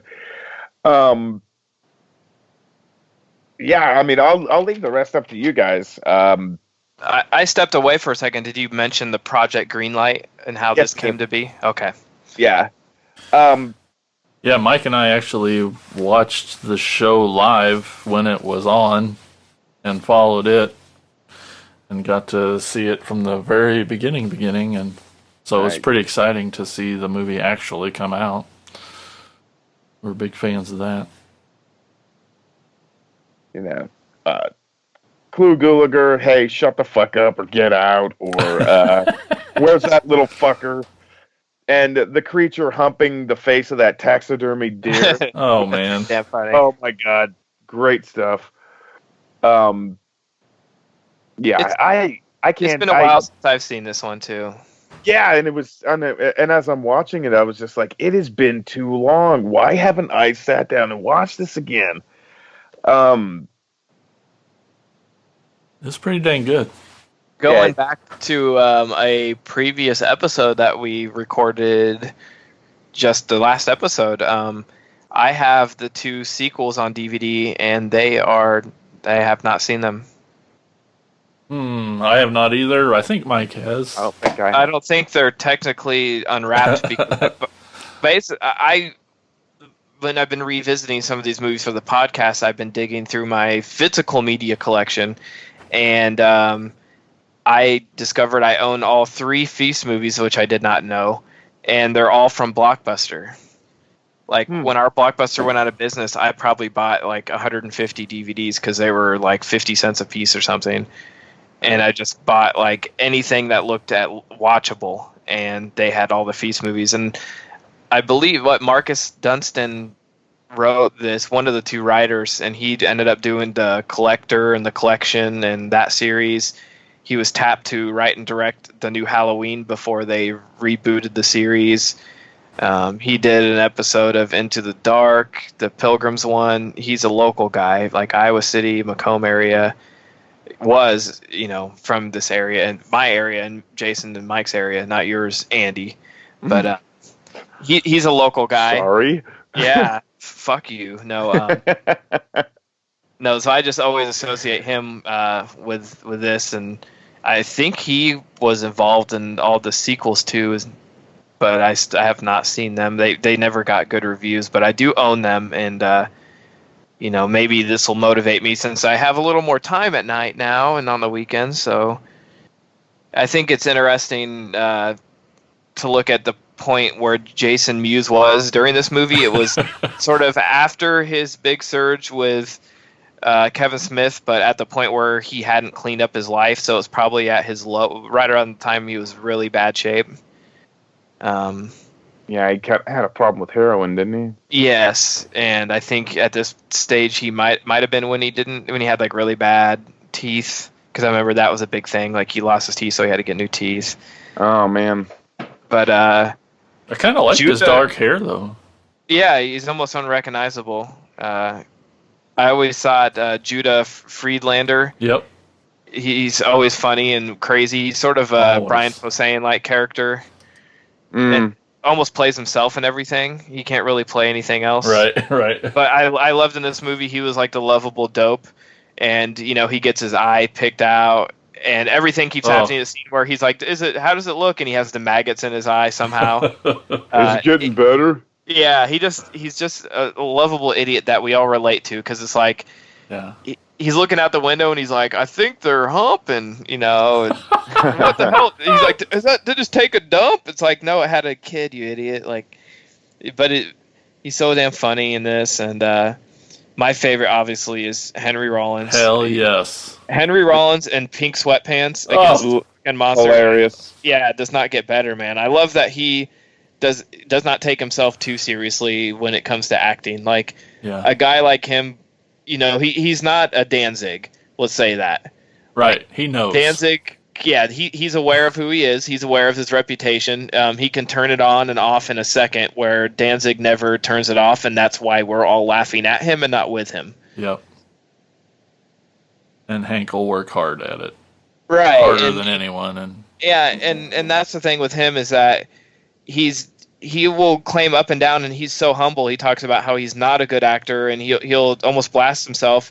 He doesn't give himself enough credit. He's great in this. He is. He's great in a lot of stuff. He's great in Wrong Turn 2. I love this. I love him in movies. Yeah. It's probably hard for me to be critical of him because I just love him as a person. Yep. But, He Never Died is really good too. Yeah. Oh man, he got to be the lead. How awesome! Oh, I love Henry Rollins so much. He's the man. There's some sort of white knuckle moments in this one. Some pucker your butthole moments where where the dickhead is going up. They send him upstairs to get the radio, and they break the key off in the door and can't get him back out. Yeah. And the monster's coming up from behind. You sort of feel like at first you sort of like, at least in maybe it's just how I relate to that kind of character. At first I don't have any sympathy for him, and I'm like, fuck that guy. He's the attractive hot dude that's sort of a prick. Dickhead. Yeah, but in that stage it's like, he sort of he actually stood up and went for it, and not that he had much of a choice, but at that moment you're sort of want him to live for a second. And then later on, you actually find out that he's the brother of the kid in the wheelchair. Right. You didn't even, I forgot all about that. Killed. Yep. No. Yeah, they're not going by the rules in this one. No. Kill the kid in the wheelchair. Kill the hero. Kill the hero within the first 2 minutes of his scenes. And the whole movie, gore fest. It is awesome. Loved it. This movie was definitely, watching it this time, not watching it in forever, I either forgot just how much of a comedy it is. Yeah. Like, it's definitely what you would call a horror comedy. It's got a lot of humor. I think the freeze frame titles in the beginning help set the tone for that. Yeah. Thankfully. Yeah, and I love how a lot of them are wrong. Yeah. Again, going back to the guy that's supposed to be the hero, and he's like, shows his survival, and it's like, most definitely, or something like that. And then he's like taken out in literally the next scene. Speaking of those, Tad, and your intro, and I like the freeze frame stuff on this, but like the fonts were so boring, right? Yeah. The title, the fonts in those freeze frame moments were just the most generic thing I've ever seen. Pretty plain Jane, but I don't know if that's what they were going for to get the point across real quick. Well, but it didn't really too bother quick me because I didn't have enough time to read half of them. But I also wanted to compliment the opening of this fucking movie was awesome. How they did it in the little tiny square, and how they did the font of the movie and all giant within that. I love how this movie started. Yeah, it felt like film for a second, and it's cool. I really liked that a lot. Did you talk about the Project Green Light? Yes. I mean, yes, that we watched it. When the show was on, and it was really cool. I wish they'd put those out on DVD or Blu-ray or something. I wish, especially that one. That one was fun to watch, and just like how John Gallagher was just beaten down by everybody, and you just thought watching this documentary show that this movie wasn't, first of all, ever going to get finished. It was a horror show. Yeah, it was more horrific than the movie. Yeah, it's every bad Hollywood story you can imagine, they fucking put him through the ringer. Yeah, and he did not handle it well either. No, he did not. Very big kind of pushover, like not stand up for himself kind of guy. And all I could think of was like, what is this movie going to look like when it comes out? There was a million chances for the movie to fail, and it was awesome to see it come out. Yeah, obviously did well enough. I think it was probably the most successful out of all the movies that come out of that That too. Project Greenlight. It's obviously the most commercial out of the other 2 seasons, the films that came out of the other 2 seasons. I wish that was watchable somewhere. I know. Yeah, maybe somebody's got it downloaded to YouTube somewhere. I'd say I just searched it on Google, and there's episodes on HBO or on YouTube. Okay. Awesome. Yeah, I'm gonna have to definitely You try to might rewatch have it. some of them taped off. I might have taped them off. I don't know. Yeah. Man, but at the same time, I'm watching this, and as much as I love the movie, I just know how the process went. Wasn't it like Wes Craven teaming up with Matt Damon and who was the other guy? Was it Ben? That was the other guy behind. And I'm just like, out of all the scripts you guys got, this is the one you chose. And you guys wanted to make like this big commercial horror movie, and this is the script you chose. And part of me also has wondered, how much does John Gallagher influences the script, or the script influencing him? You know what I mean? Like, I wish I could read the original script. I know, he just felt like he was a tool. Like, I mean, not in a bad, negative way to him. He was used he wasn't treated as a creative artist. Yeah, but then you watch some of his other stuff, and you could tell it's made by the same guy who made Feast. So his stamp is on that movie. Have you seen 2 and 3? Tad says he has both of them and can't wait to crack them open. I saw 2, and I have not seen 3, because I watched 2 at the totally wrong time of my life. Was it a Tuesday? We were making Collapse. Oh. And I bought it pre-owned from, I think, FYE. And you were gone for some reason, so I just stayed in the hotel room. It was one of our days off, and you were gone. So I just stayed in the hotel room, jerked off, and watched movies. Right. That's why I left. On your bed. And watching movies on your bed. What were you thinking? Anyway, so I watched Feast 2, and I don't even remember if I finished it. I think I turned it off, because I don't know what these movies have against children. Oh, but they kill a baby. A guy is carrying this baby and being chased down the street by these Feast monsters, and he's the asshole of the movie, obviously, and so to save his own ass, he throws the baby up in the air behind him, so that the Feast monsters will eat it and he can get away. And they do. And and here I am 2 hours away from home. From that. Yeah. And Simon's was little like that, around that age, and I'm just like, no, done. I'm done with the Feast movies. But then rewatching Feast 1, I'm like, they kill a kid in that. And this one too. I'm like, Jesus. The Feast movies hate children. Well, I guess for Tad, as long as it's not animals, then he probably won't bother. He'll be like pro. He'll be like, thanks for getting me excited to watch part 2. Yeah, you just sold me.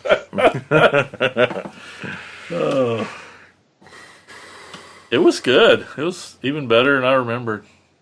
I had a lot of fun. Yeah, it was definitely fun. It's no cinematic masterpiece or anything, but it's chaotic editing style, and yeah, just balls to the wall, fast paced, simple story. It was fun. And I know they're trying to. Again, I think I go back to the script. And you remember too, the script writers were it was a couple kids that just graduated from the University of Iowa. Mm-hmm. And they went on. They're still doing stuff too, so that's good. At least one of them is. I was kind of looking. Yeah, I mentioned that Marcus Dunstan. He's from Iowa, and originally I think from Macomb area, which is where I went to school. But I think he went to school in Iowa City for film, and he's the one that did the Collector series. Yeah. Collection, the Collector, and then he was tapped to do the new Halloween before they rebooted it with Jamie Lee Curtis, and Blumhouse came on board. I was sort of bummed because he got hired to do it, and they even announced it, and he was getting all I'm friends with him on Facebook, and he got all kinds of congratulations, man. good for you. You finally did it, all this stuff, and then they took it from him. Like, what a... but he's sprung back. He did an episode of Into the Dark for Hulu, and he's done some fun stuff since then. So. Scary Stories to Tell in the Dark. He did one on Scary Stories, yeah. But Mike's favorite movie, Piranha 3 Double D. Which is also directed by John Gulager. And, like, I don't know if you said that in jest, but I actually do kind of like that movie. It's bad, but it's fun bad. Yeah. Like, especially when the David Hasselhoff stuff in it is freaking hilarious. Because he's playing David Hasselhoff in the movie, and he gets this job to be making a personal appearance as a lifeguard at this like grand opening of this water park or whatever. And then there's a scene where he's running to rescue somebody, and it's totally, they do it in slow motion just like in Baywatch. But he ends up running only like 3 feet, and he's like totally winded because he's a fat old man now.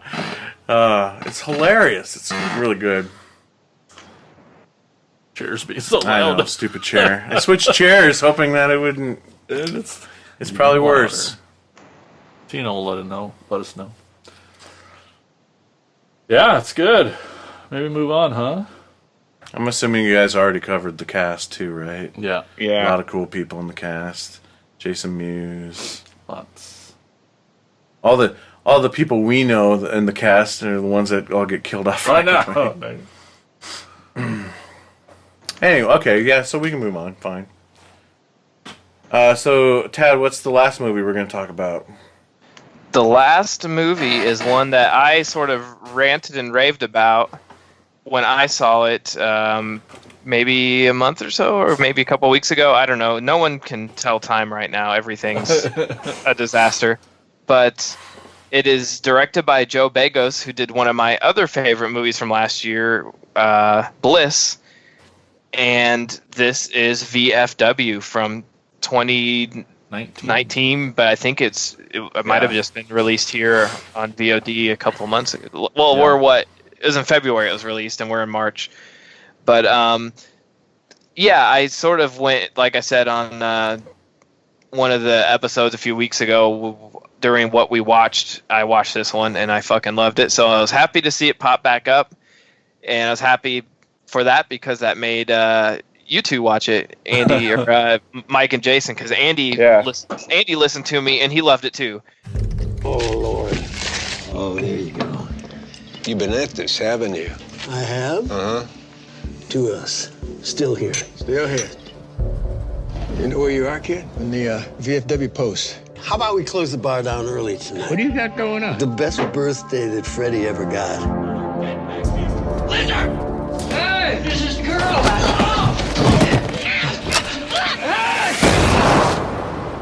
It's Q&A time, kid. See, the problem is that me and my old friends are probably gonna die tonight unless you help us out to understand what's happening here. You steal this? Foz killed my sister, all right? This, though, it's all he's got his whole life. VFW. What is that? Veterans of foreign wars. Good. Soldiers are good at dying. There's only one satisfactory solution, and that is we get our product back, and each of you die. You were a soldier. So are we all. Let's act like it. We set a perimeter.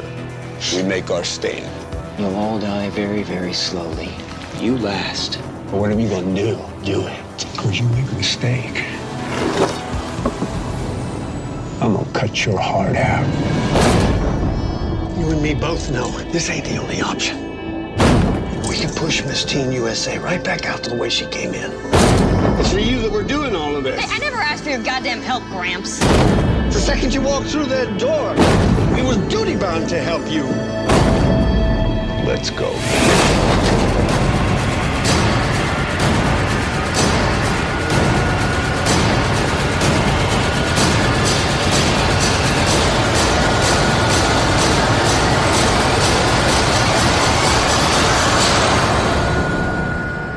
Anybody else want to come in my bar?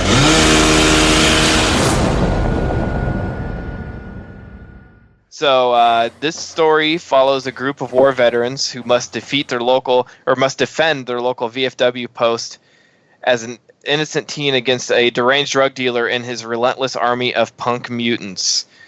This one's ultra violent, ultra bloody, great cast. Some true gritty veteran actors in this one. I love the cast. Once again, Fred Williamson playing a badass. He looks exactly the same. We have, who else is in this? George Wendt, who's also in Bliss. Just some really, badass dudes in this one, killing some youngsters. Oh, William Sadler. Yeah, I was really excited to see him. I love William Sadler. Stephen Lang. Stephen Lang was man. he was just the coolest badass old man of all time. Yep. Who was just actually really stellar in Don't Breathe as well. Yes. Yeah. He's awesome in this. And then the little guy from Twin Peaks, David Kelly. Patrick Kelly. David Patrick Kelly, yeah. Him being just this tiny little old stoner, which is not too far off from his character from Twin Peaks, at least the new season. Yeah. And Martin Cove, who was in what was it? Karate Kid. Yeah, he's Sensei Kreese. Yeah, and he's in Rambo: First Blood Part 2. He's in a lot of great stuff, but he's total badass in this too. Mm-hmm. And they all are. I love the fact that they used like a lot of their they use their environment around them because they had limited weapons, so they're making like it's almost like it's like a bar version of Predator, where where they're making like always comes back to Predator for. Yeah, well, they're sharpening off like pool cues and making like punji sticks, like they learned in Nam and shit.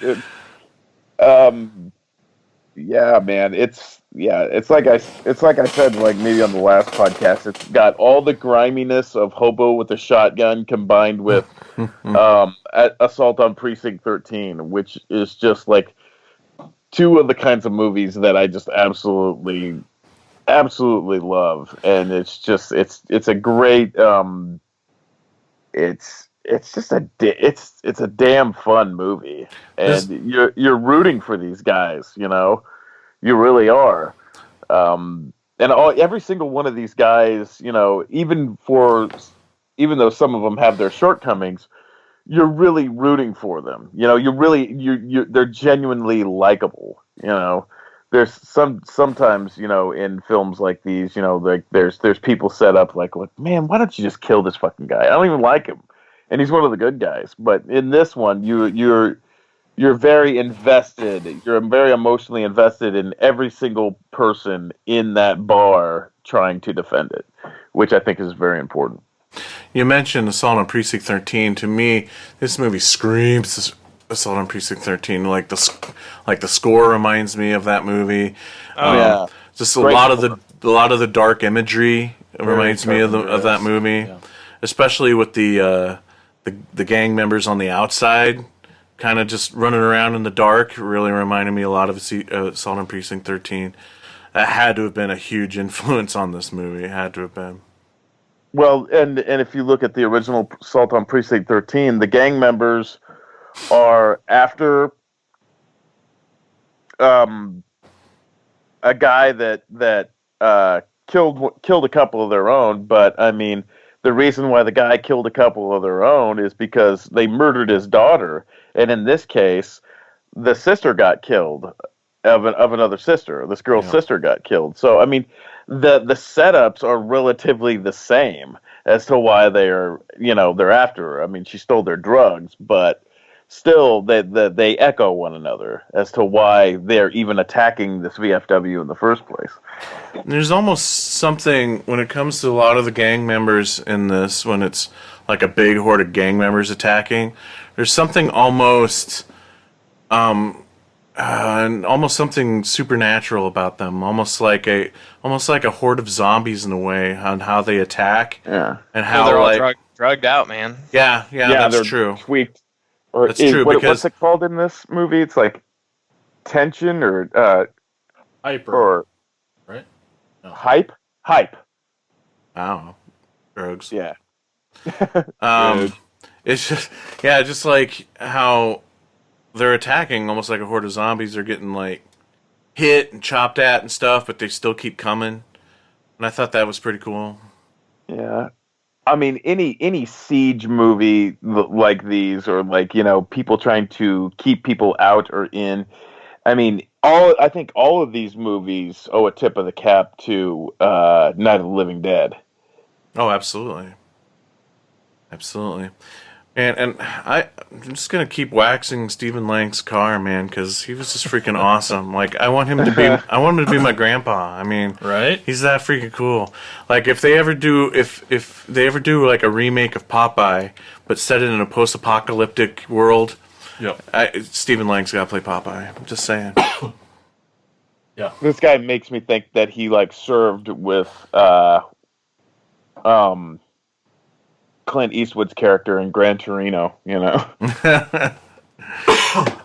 I love how he just total take charge without like being like, super asshole bossy about it, and everybody respects him and knows that he is in charge without having to say it. Like, his bar. Like even when he like kind of loses it there for a little bit, and he just kind of goes off on his own and drinks in the back room or whatever, and everybody's just trying to look for leadership at that point, and just the minute he walks back in the room, everybody's like, yep, all right, our leader's back, let's do this. Yeah, I love that this director, Joe Begos, has George Wendt. He sneaks him into movies he should not be in. He's in Bliss, and it's like, what are you doing here, man? Like, I love it. He's sort of doing the thing we just talked about, where he's bringing back people that he probably loved from his childhood that had a big influence on him, and throws them in his movies now. At the end of a bar. Yeah. At first, I didn't realize he was in Bliss, because at first I'm like, okay, that's a little bit of an inside joke casting right there. George Wendt's done some things lately. I know he's been popping up some more, and I like how he's popping up in more dramatic stuff and not always just and it's comedy. Because he's not your normal guy. He's a little chubby dude, and that's just not normal. So good for him, man. I'm glad that you guys like this. Is it enough that you'll go watch Bliss now? I want to now. I'm kind of there. Yeah, I really kind of. Honestly, as a matter of fact, I actually looked up Bliss while I was watching this. It's on Shudder. Yep, it is. So I may pull the trigger. I think I watched the trailer on Shudder. If the trailer's there, I think I watched it. Yeah. For me, Stephen Lang's a given. Right, coolest dude ever. Yeah. But for me, I mean, who doesn't like William Sadler? Sure, he's been in everything. I love him. But like, anytime he shows up. But at the same time, who follows William Sadler? He's not. Ever since he played Death in Bill and Ted's Bogus Journey. I'm sorry, that was it for me. And then ever since then, I've been a fan, and I will watch him in everything. He's in everything. I don't know that I have ever cared about William Sadler, but he's maybe my favorite part. If we're saying Stephen Lang's a given as the best, but like, I thought William Sadler was awesome. I loved their rapport. Yeah. They were so great together. He was such a good guy. He's like a great second-in-command kind of guy. You know what I mean? Like, if you watch like old war movies and stuff, and you have the sergeant in charge of the troop, and then you have that. It's like, who was that in the second-in-command in Saving Private Ryan? Is that Tom Sizemore? Tom Hanks. Tom Hanks was in charge of the troop, and his second-in-command, Oh, right. Was that Tom Sizemore? No. Tom Selleck. I'm kidding. Whoever it was. Like, you love that character because he's so loyal to the main guy, but he also helps keep the rest of the troops in check. Yeah. That he kind of does end up, like if you go back and watch every war movie, there's that second in command of the troop, and they're all just like William Sadler in this. You just really latch onto that character. And I loved his little drunk stories, and he was just great. But I also really liked the main two bad guys too. I thought he was that skinny little punk ass, poor bearded little guy was a good bad guy, and that girl's second command was badass too. I don't think he had enough spikes on his jacket though. That heavy guy named Tank, right?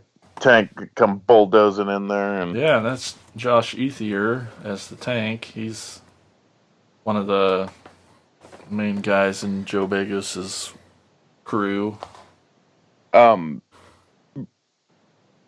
like the head, it's got a great head explosion scene. I mean, it rivals the one in Shopping Mall. It rivals the one in Dawn of the Dead. I saw that, and I'm just like, damn. And then you just see freaking, Stephen Lang. He just breaks open this, this double barrel 12 gauge and just yells out the door, "Anybody else want to come into my bar?" I'm just like, yes. That is just like, if you weren't interested up until that point, it was just like, I was like, man, this is my kind of movie. I'm just like, yeah, I'm ready for the ride, man. Let's go. We all know that one-handing an axe is nearly impossible, but seeing him do it, you're like, oh, he's such a badass. Oh, he's so tough. By the way, it was Tom Sizemore in Saving Private Ryan that I was thinking of. So he played. I think Tom Hanks was the captain. It was Tom Green, and Tom Sizemore was the sergeant. And it's like that in all war movies, where it's like the sergeant, because he's the middleman, like. He's like best buddies with the captain, but he's also best buddies with everybody underneath too. Tommy Two-Tone. Yeah. And I won't go too far off topic, but you just made me think of something when you're talking about that Saving Private Ryan, because there's a new podcast I've really enjoyed called Dead Eyes, and it's about an actor who was hired to play that role in Saving Private Ryan, and he had basically rearranged his life, made it to the set and everything, and then Tom Hanks fired him on the set before they could film because he told him he had dead eyes. And so he's doing a podcast where he talks to actors about he talks to other actors about a time when they were either fired or something they thought was life or career ending for them and how they bounce back. So it's pretty interesting. Tom Hanks fired him? Yes. Oh, not America's sweetheart.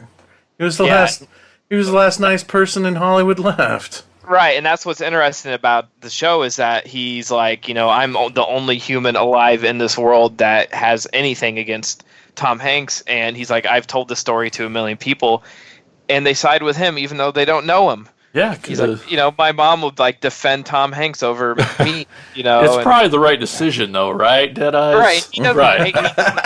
He doesn't hate Tom Hanks for it anymore, and the podcast isn't over, and his sort of over the episodes, he's talked to people who have direct contact to him. So I'm really hoping at some point in the show they get to talk. That would be amazing if Tom Hanks survives. He's already back in the U.S. He's over it. He's good. He's cured.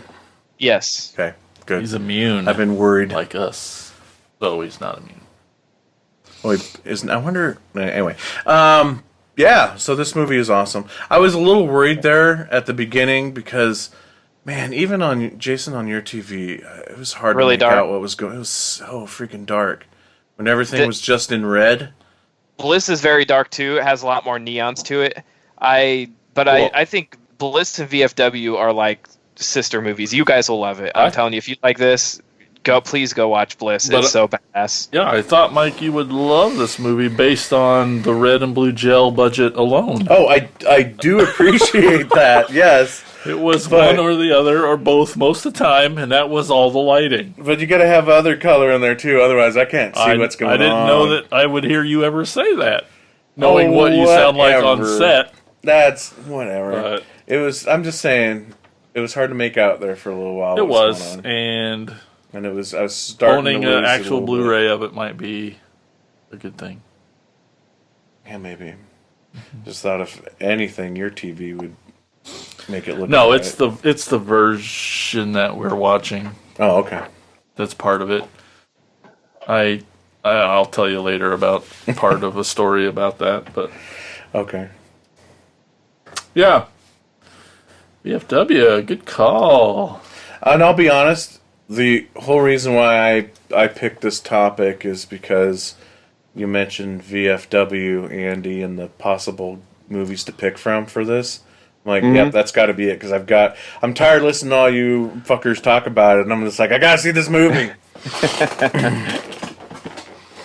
Like, everybody's talking about it. Like, every podcast is talking about this movie, which is awesome. It reminded me, like, we have a VFW here, and I have some friends who, like, know some people, and they go in there, and it's like, I would never, even if I was invited by a friend, I would be like, I don't belong in there, man. Like, I didn't serve a single day. Yeah. Like, and it's just been one of those things, like one of the few buildings in town, I don't belong in there, man. Like, yeah, it almost feels like disrespectful to step in there, you know? Right, exactly. But, mad respect for every human that goes in there. Yeah. Yeah. That earned the right. I feel like this is one that you could, like, pull up when you're, visiting your veteran dad on Thanksgiving and, like, hey, you want to watch this movie? He'd probably, most dads would probably think it's pretty badass. Paints him in a badass light. Mm-hmm. And that's cool. And that is another thing that's cool about it is, like, giving these older actors, a story about, where the protagonists are elderly people. You don't get that about being very elderly. much. Yeah. Yeah, this is Cocoon with shotguns. Right. It's like it was almost promoted like that. Like Late Phases is another one. Yeah. One that I really like because of that as well. That's a gem of a movie. I don't think that gets enough love. I really don't. I was I agree really with you. pleasantly surprised. Mm-hmm. What doesn't get enough love? Late Phases. Okay. The old blind man who has to fight werewolves in an old retirement home. Yeah. Awesome. Okay.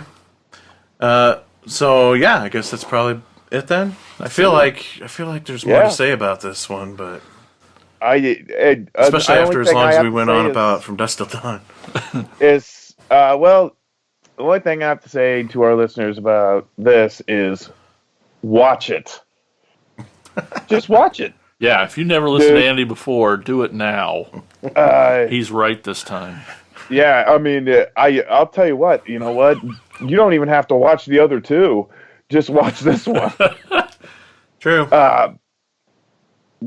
Even though the other two are really, really good, but this one is, top marks, 5 stars, whatever the hell you want to call it.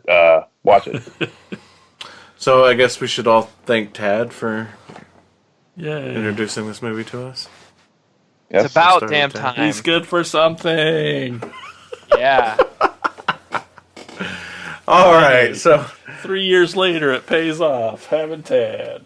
Any honorable mentions? Have a good night, guys. Hey, shut this to Any honorable mentions from anybody about bar horror movies? That they aren't going to be mentioned in shout-outs, so I'll just not mention them. All right.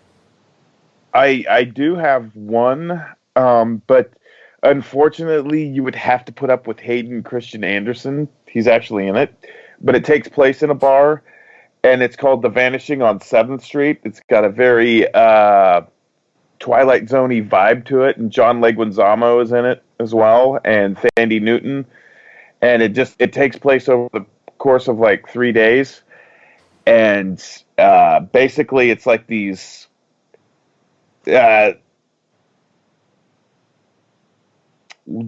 shadow people are kind of like taking over the earth, and like the sun is slowly dwindling away each day. Days are getting just shorter completely, and they all end up getting stuck at this bar that's got like a really weak generator.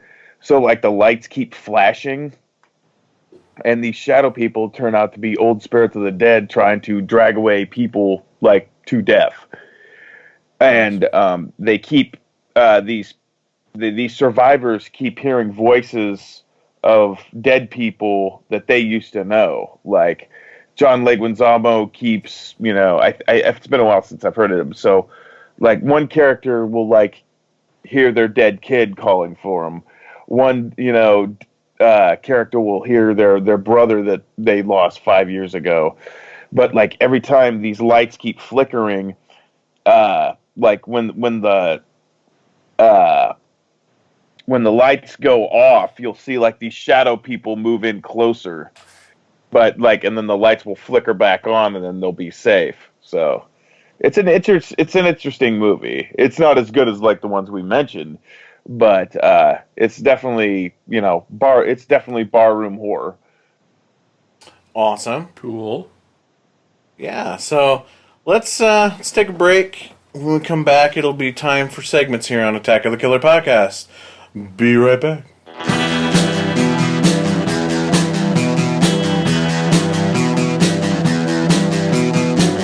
You're listening to the Prescribed Films Podcast Network, home to hundreds of hours of free podcast entertainment.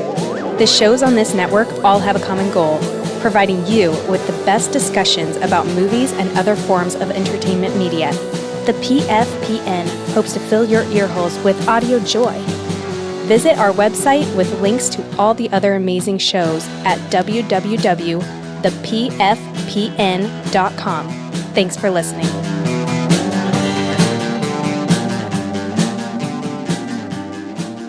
And we're back. It's time for segments here on Attack of the Killer Podcast, starting off with everybody's favorite, shout-outs. It's time for shout-outs! Shout-outs! Shout-outs! Shout-outs! Shout-outs! Hey, we've all had another round. All right, let's get to it. It's time for shout-outs. We just asked what your favorite horror movie set in a bar is, and we had some pretty fun answers. On our Facebook page, we got Nightmare Junkhead. Woo! Says, can't do wrong with a triple feature of Demon Knight, From Dusk Till Dawn, and Near Dark. Nice. Yep. Near Dark, scene. yeah. That scene's, woo. It's a great scene. I hate it when they ain't been shaved. Should have known there'd be a quote. Having a little trouble with your hog leg there. that shotgun, that's what they call a hog leg. Nick Leadham says, From Dusk Till Dawn is all I can think of. I loved it when I was a kid, but watched it years later and thought it was just pretty good. I should give it another shot soon and see if I'm back to loving it. The first half of Death Proof is in a bar. Does that count? Pretty underrated in my opinion. Yeah, sure. Yeah, it takes. There's plenty of the movie. Yeah. Totally. I mean, if we're counting From Dusk Till Dawn, only half of that's in the bar, to be honest. That's also true. Up next, we got Scott Alden from the Movie Defenders Podcast. Hey, what's up? What's up, fellow PFPNers? He says, Dusk Till Dawn is at the top of my list. Man, now, it's not. I've seen it I'm pretty so sure many it's supposed to be No Way. Yeah, I think so. Okay. No way, it's not. I've been in. I've seen it so many times. And who doesn't want Selma Hayek pouring a drink down her leg? I mean, come on. I'm sorry, I'm not sticking anybody's toes in my mouth. Fuck no. That's gross. Tarantino's a freakazoid. Then we got Scott Reebsman says, Shaun of the Dead and Feast come to mind. Shaun of the Dead! That was going to be one of my honorable mentions. Yep. Then one of our awesome attackers, Brett Royer, says Feast. Hey, Brett, what's up? Feast is awesome. Yep. And then our pal Mike Reeb, the Reebster. BFW fucking rules. Yeah, it does. Goddamn right. Attaboy, Mikey. Also from Dusk Till Dawn and Death Proof. Nice. And that's all we had on Facebook. In the Facebook group, a lot of cold shoulders in there this week. Nobody. Huh. That's a lot of people looked. I'll say we see when you see it, so don't look if you don't want us to call you out. Yeah, you sons of bitches. Fucking comment. Anyway. Sort of like, you got to eat a cookie that you touched, you know? That's right. Yep. You touched it. You got to comment. So, over on Twitter, we got our other super attacker, Brian Godsill. He says, I'm going with grabbers. Oh my God! Why did I not think? Nothing wish like we would have done that for the show. To be honest, Part 2, with you. man. Yeah, Part 2. Yeah, Grabbers is awesome. Nothing like aliens attacking a small village in Ireland. I mean, you can't get any more bar centric than that. The way to survive the movie, is to drink. Grabbers, good one. That is a great one. Okay, that's the part 2. We'll just call that one for the road. You know? Yeah, there we go. Nice. And then over on the Instagram, we got Rugged Angel. Remember her? She was on the podcast a while back. Mm-hmm. She says, from dusk till dawn. That's good. Yeah. That's good. And then we have our buddy Don and Nelly. So get ready for some obscure shit. Here we go. He says, I have good memories of Devil's Den. Oh, yeah. Okay. No? I know that one. And the Dusk Till Dawn sequels aren't that bad. But the only other one I can think of is The Bar. Although I've yet to see it, so I don't know if it counts even. Oh, okay. Fair enough. I saw that one pop up when I was looking at bar horror. Yeah. You know, I'm bummed out and no one mentioned. What's that? I was waiting for it. Shaun of the Dead? Not Shaun of the Dead, but at the World's End. Oh, I know. Oh, yeah. It's not horror. It is. I would say Shaun is more horror. Yeah. Okay, it's sci-fi. Yeah. Right. It's got alien some toes. creatures killing. Yeah. It's about being more at like a bar. Yeah. It's all about being at the bar. It's almost Several like bars. like a drunk invasion of the body snatchers kind of thing. Right. Yes. Yeah. And Shaun, takes place a lot in the Winchester. Yep, at the Winchester. Now, there's only one scene at a bar in this next one I'm going to bring up, but it's an awesome scene, and probably the most famous horror movie bar of all times, but American Werewolf in London. Oh, yeah. At the Slaughtered Lamb, baby. Slaughtered Lamb. Yep. Yeah. That's a good one. Yep. But Grabbers, man, that's the one. Oh, Grabbers. That's the one. What was the name of the pub where the guy, not the Nicolas Cage one, but in The Wicker Man? What was the name of the pub in that? I can't remember. Oh, because shit. he kind of stayed above it, and there was a bar down below. Yeah, that's right. I remember what it was not. Not the bees. Oh, God. All right, I'm wrapping it up. That's shout outs. Remember, you can always give us a call at our voice and leave a voicemail on our hotline, our AOTKP hotline. Call us at 415-952-6857. That's 415-95-AOTKP. Leave us a voicemail and we'll play that shit on the show. That's shout outs. How you doing? This is Christian Slater. Now, what we're going to do right now... Oh, greetings and salutations. Apparently there's a little segment on our show. It's probably the one you don't even fucking like that much. But you can listen to it if you want. Preferably, we went to the trouble of fucking recording it, so we'd appreciate it. This is called Insane's Picks, and I don't know whether he's picking his nose or picking his ass, but it's probably got something to do with the film. I'm going to hand it over to Mike.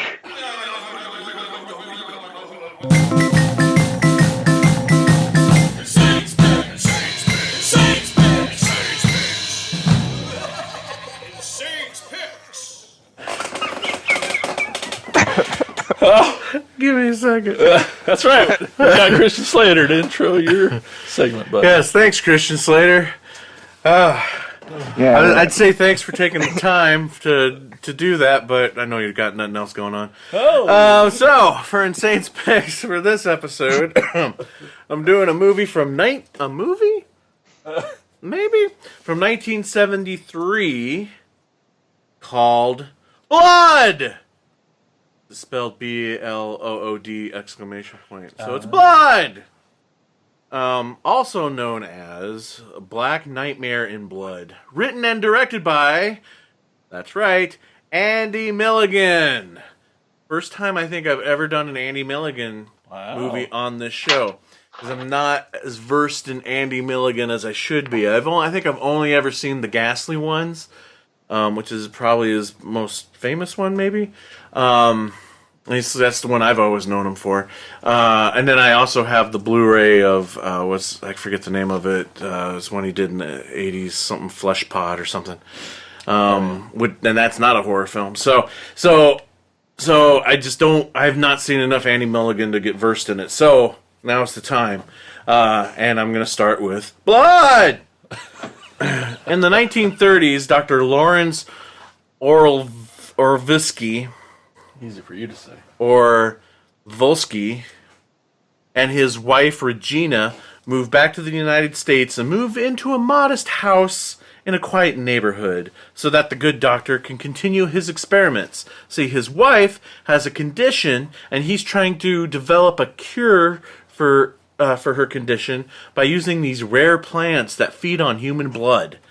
So they constantly feed the plants blood, but apparently the United States is too good of soil. I don't remember what he said for the plants, because they start becoming completely carnivorous, and they eventually start eating people.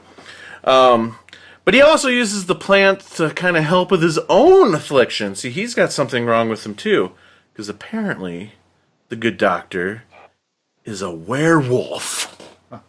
See, and there's three servants in the film, one of which has an incestuous brother that shows up and starts asking too many questions. So Regina has to get rid of him.